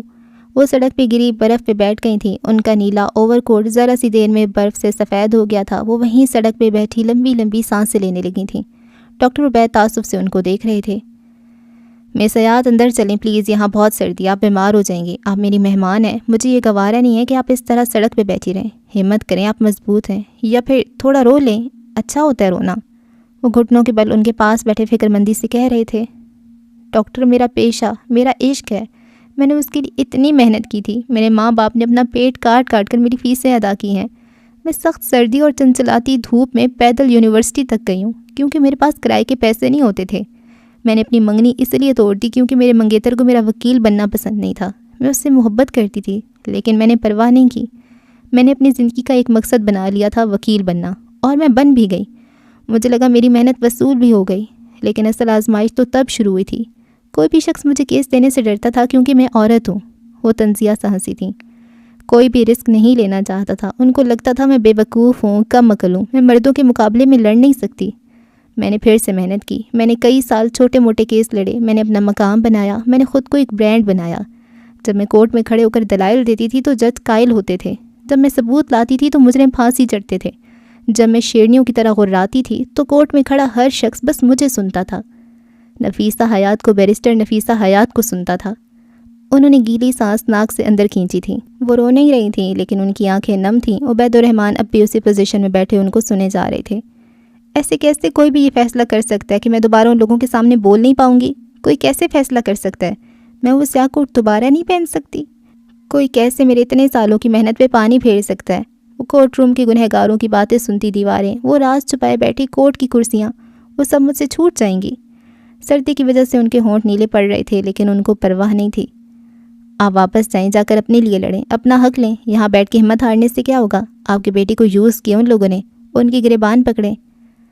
میں کس منہ سے واپس جاؤں گی؟ میں کیا جواب دوں گی لوگوں کو کہ نفیسہ نے بیٹے کی محبت میں انصاف کی جنگ چھوڑ دی؟ نفیسہ ہار گئی، اس نے اپنے بیٹے کے لیے اس مقدس پیشے کی پامالی کی۔ نفیسہ لوگوں سے ڈر گئی، وہ جو بس خدا سے ڈرتی تھی وہ لوگوں سے ڈر گئی، اس کا ایمان کمزور ہو گیا۔ میرے ملک کی مٹی مجھے گالیاں دے گی، میں کیسے واپس جاؤں؟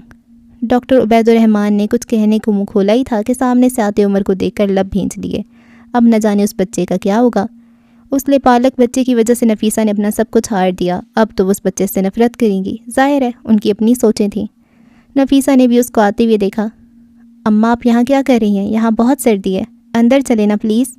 اس کی آنکھوں میں اب بھی نیند بھری تھی۔ وہ اپنے چھوٹے چھوٹے ہاتھ نفیسہ کے چہرے پر پھیرتے پریشان سا پوچھ رہا تھا۔ وہ چند لمحے اس کو دیکھتی رہیں، ان کی آنکھیں بھرنے لگی تھیں اور پھر یکدم انہوں نے کھینچ کر عمر کو گلے سے لگا لیا تھا۔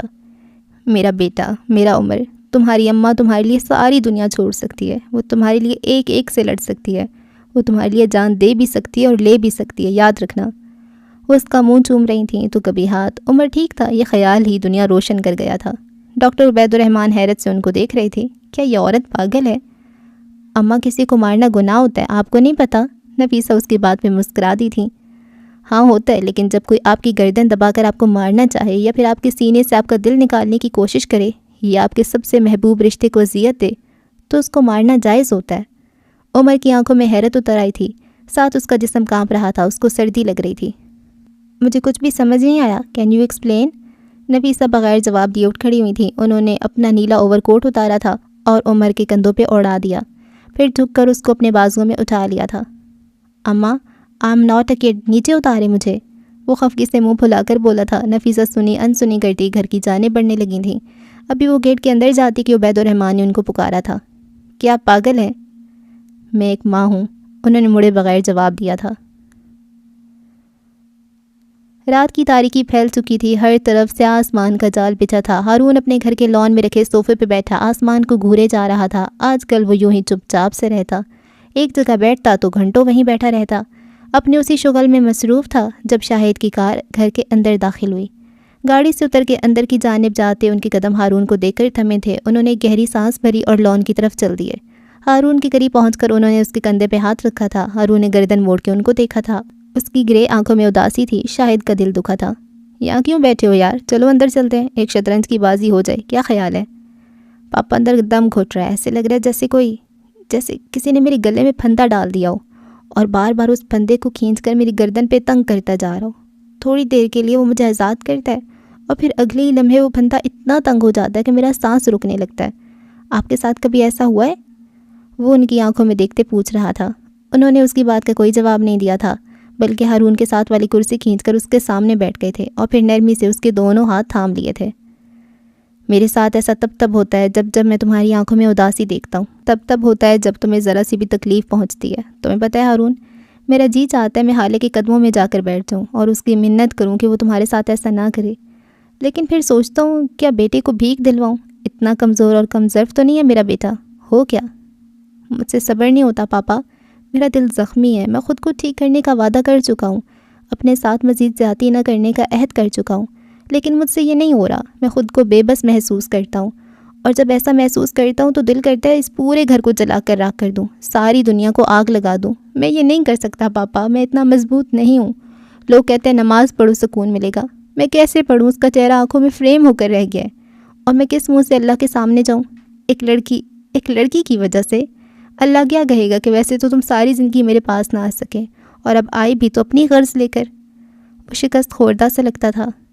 یہی تو بات ہے بیٹے، اللہ کچھ نہیں کہتا، اللہ ٹوٹے دلوں کو جوڑتا ہے۔ یہ تو لوگ ہیں جو شکوے کرتے ہیں، تانے دیتے ہیں، وہ تو سمیٹ لیتا ہے، ڈھانپ لیتا ہے۔ اور تم سے کس نے کہا ہے کہ نماز کو سکون کے لیے پڑھو؟ نماز تو اطاعت کے لیے پڑھی جاتی ہے، سکون تو بونس ہے، جو اگر اس زندگی میں نہ بھی ملا تو اگلے جہان میں مل جائے گا۔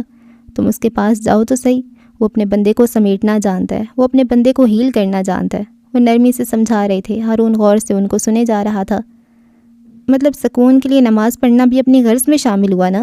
نماز صرف اللہ کے لیے ہونی چاہیے، اس کے کسی بندے بندی یا پھر کوئی بھی اور کسی کے لیے بھی نہیں، ایسا ہی ہے نا؟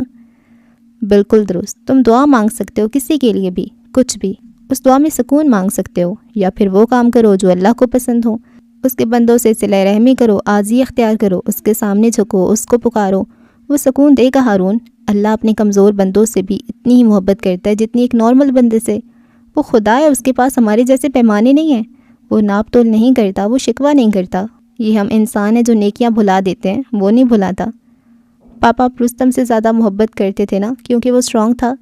وہ عجیب سے لہجے میں پوچھ رہا تھا۔ شاہد کی اس کے ہاتھوں پہ گرفت ڈھیلی پڑی تھی، ان کی آنکھوں میں کرب اتر آیا تھا۔ انہوں نے اپنا ہاتھ چھڑوا کر اٹھنا چاہا، لیکن ہارون نے گرفت سخت کر دی تھی، وہ ان ہاتھوں کو نہیں چھوڑ سکتا تھا۔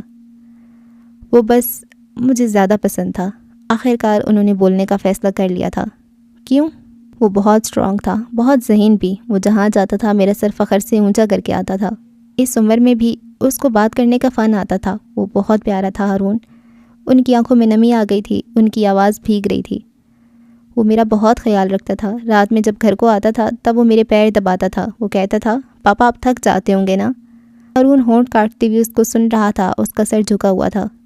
وہ ہر جگہ تمہیں پروٹیکٹ کرتا تھا، وہ تمہارا محافظ تھا، وہ بہت کیئرنگ تھا، مجھے اس سے محبت تھی، لیکن اس کا یہ مطلب نہیں تھا کہ مجھے تم سے پیار نہیں تھا ہارون، میں تم سے بھی اتنا ہی پیار کرتا تھا۔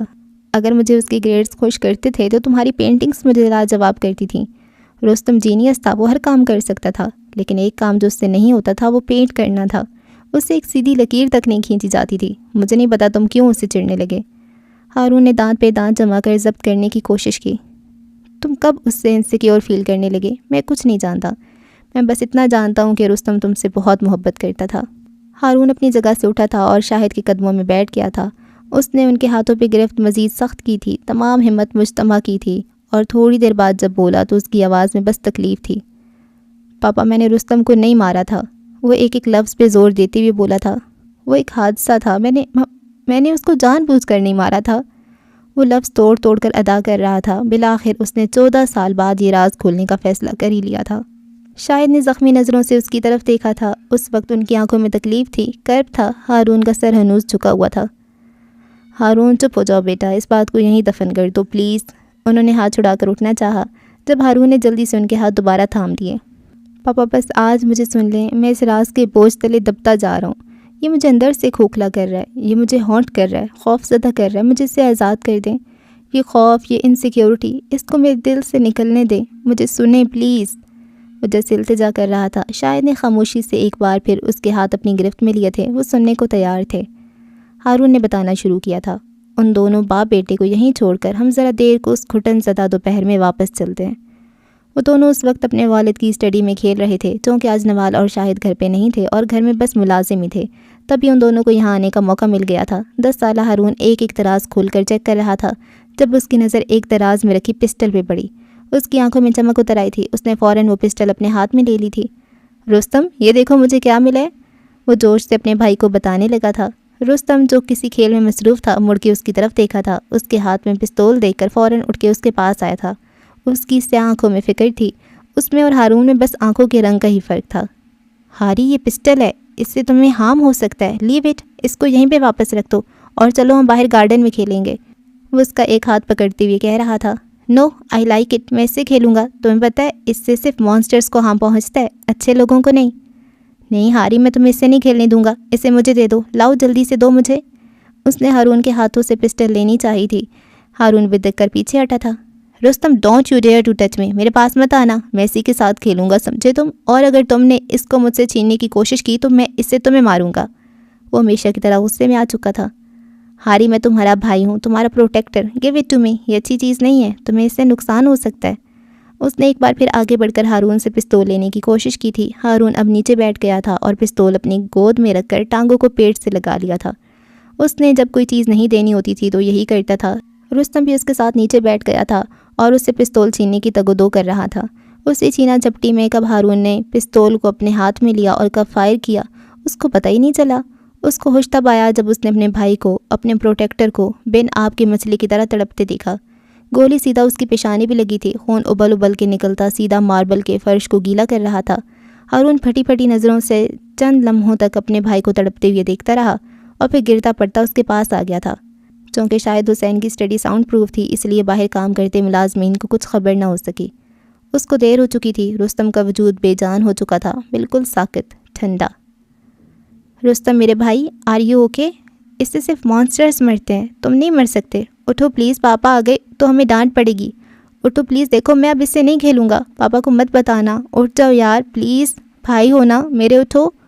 اسی وقت شاہد حسین نوال کے ساتھ وہاں داخل ہوئے تھے۔ میں نے تم دونوں کو منع بھی کیا تھا یہاں کھیلنے۔ ان کے باقی الفاظ منہ میں ہی رہ گئے تھے۔ سامنے کا منظر دیکھ کر وہ بے اختیار پیچھے ہٹے تھے جبکہ نوال چیخنا شروع ہو چکی تھیں۔ شاہد نے فوراً آگے بڑھ کر رستم کو اپنے بازو میں اٹھا لیا تھا، لیکن دور کہیں وہ جانتے تھے کہ دیر ہو چکی ہے۔ اب ہم واپس حال میں آتے ہیں۔ وہ ذرا دیر کو چپ ہوا تھا، اس کی آنکھوں میں آنسو تھے جبکہ شاہد حسین کی آنکھیں پتھرائی ہوئی تھیں۔ پاپا، مجھے اس وقت یہی لگتا تھا کہ گن سے بس مانسٹرز مرتے ہیں، مجھے نہیں پتہ تھا کہ گن سے نکلی ہوئی گولی کسی کے اعمال یا کردار نہیں دیکھتی، وہ کسی کی اچھائی برائی نہیں دیکھتی، وہ بس جسم دیکھتی ہے اور اس جسم کو چیرتی ہوئی نکل جاتی ہے۔ اس کا چہرہ پسینے سے تر تھا اور اب بھی وہ ڈرا ہوا لگتا تھا۔ مجھے نہیں پتہ تھا وہ مر جائے گا۔ آپ نے کہا تھا گن سے بس مانسٹرز مرتے ہیں۔ آپ کو یاد ہے ایک دفعہ ہم کوئی فلم دیکھ رہے تھے، ہم سب تھے، پوری فیملی۔ اس فلم میں ایک آدمی کو گولی لگی تھی، میں نے پوچھا تھا آپ سے کہ پاپا کیا وہ مر گیا ہے؟ یاد ہے آپ نے کیا کہا تھا؟ شاید نے پریشانی سے اس کو دیکھا تھا، ان کو کچھ یاد نہیں تھا، انہوں نے کوئی جواب نہیں دیا۔ ہارون کو ان کا جواب سننا بھی نہیں تھا۔ آپ نے بولا تھا وہ نہیں مرے گا کیونکہ وہ اچھا آدمی ہے۔ میں نے پوچھا تھا پھر یہ خون کس کا ہے جو اس کے جسم سے نکل رہا ہے؟ آپ کو یاد ہے آپ نے کیا کہا تھا؟ وہ ان کو دیکھتے ہوئے پوچھ رہا تھا۔ شاہد نے نفی میں سر ہلایا تھا۔ پاپا، آپ نے کہا تھا وہ خون نہیں ہے، وہ ریڈ کلر کا پینٹ ہے۔ وہ ایک ایک لفظ پہ زور دیتے ہوئے بولا تھا۔ مجھے رستم کا خون بھی خون نہیں لگا پاپا، وہ مجھے پینٹ لگا تھا، سرخ کلر کا پینٹ۔ مجھے لگا تھا وہ بھی اس فلم والے آدمی کی طرح مرے گا نہیں، کیونکہ رستم تو اچھا تھا نا، اور گنز تو بس مانسٹرز کو مارتی ہیں۔ شاہد کو لگا تھا جیسے کسی نے ان کو کھینچ کر تھپڑ دے مارا ہو۔ وہ شاکڈ تھے، بالکل شاکڈ۔ ہارون بھی خاموش ہو گیا تھا، لیکن بس چند لمحوں کے لیے۔ اس نے ایک بار پھر بولنا شروع کیا تھا۔ میں ہمیشہ سے اس بارے میں بات کرنے سے ڈرتا تھا کیونکہ مجھے لگتا تھا اگر آپ کو سب بتا دیا تو آپ مجھے چھوڑ دیں گے۔ میں بہت ڈر گیا تھا پاپا۔ میری آنکھوں میں رستم کا وہ آخری چہرہ حفظ ہو کے رہ گیا تھا۔ ایسے میں جب بھی آپ مجھ سے اس دن کے واقعے کا پوچھتے تو میں توڑ پھوڑ کرتا تھا، چیختا چلاتا تھا اور آپ اس ٹاپک کو وہیں بند کر دیتے تھے۔ ماما ایک بیٹا کھو چکی تھیں، دوسرا نہیں کھونا چاہتی تھیں، اس لیے وہ مجھ سے کچھ نہیں پوچھتی تھیں۔ میں اس وقت سے ڈرا ہوا ہوں پاپا۔ اس کی آنکھوں سے نکلتے آنسو شاہد کے ہاتھوں پہ گر رہے تھے۔ وہ رک رک کر بول رہا تھا۔ میں نے اپنے خوف کو باہر نہیں نکلنے دیا، یہاں تک کہ وہ ایک بیماری بن گیا اور مجھے ڈرانے لگا۔ مجھے اس خوف سے نکلنا ہے پاپا، یہ مجھے مار رہا ہے، میں تھک گیا ہوں اس بوجھ سے۔ وہ بری طرح روتے ہوئے بول رہا تھا۔ شاہد اپنی جگہ سے اٹھے اور اس کے ساتھ اسی گھاس پہ بیٹھ گئے۔ انہوں نے نرمی سے اپنے ہاتھ سے اس کی گرفت سے آزاد کیے تھے۔ ہارون نے خوف زدہ نظروں سے ان کو دیکھا تھا۔ اس کی آنکھوں میں کرب اتر آیا تھا۔ اس سے لگا تھا وہ اب ان ہاتھوں کو کبھی نہیں تھام سکے گا۔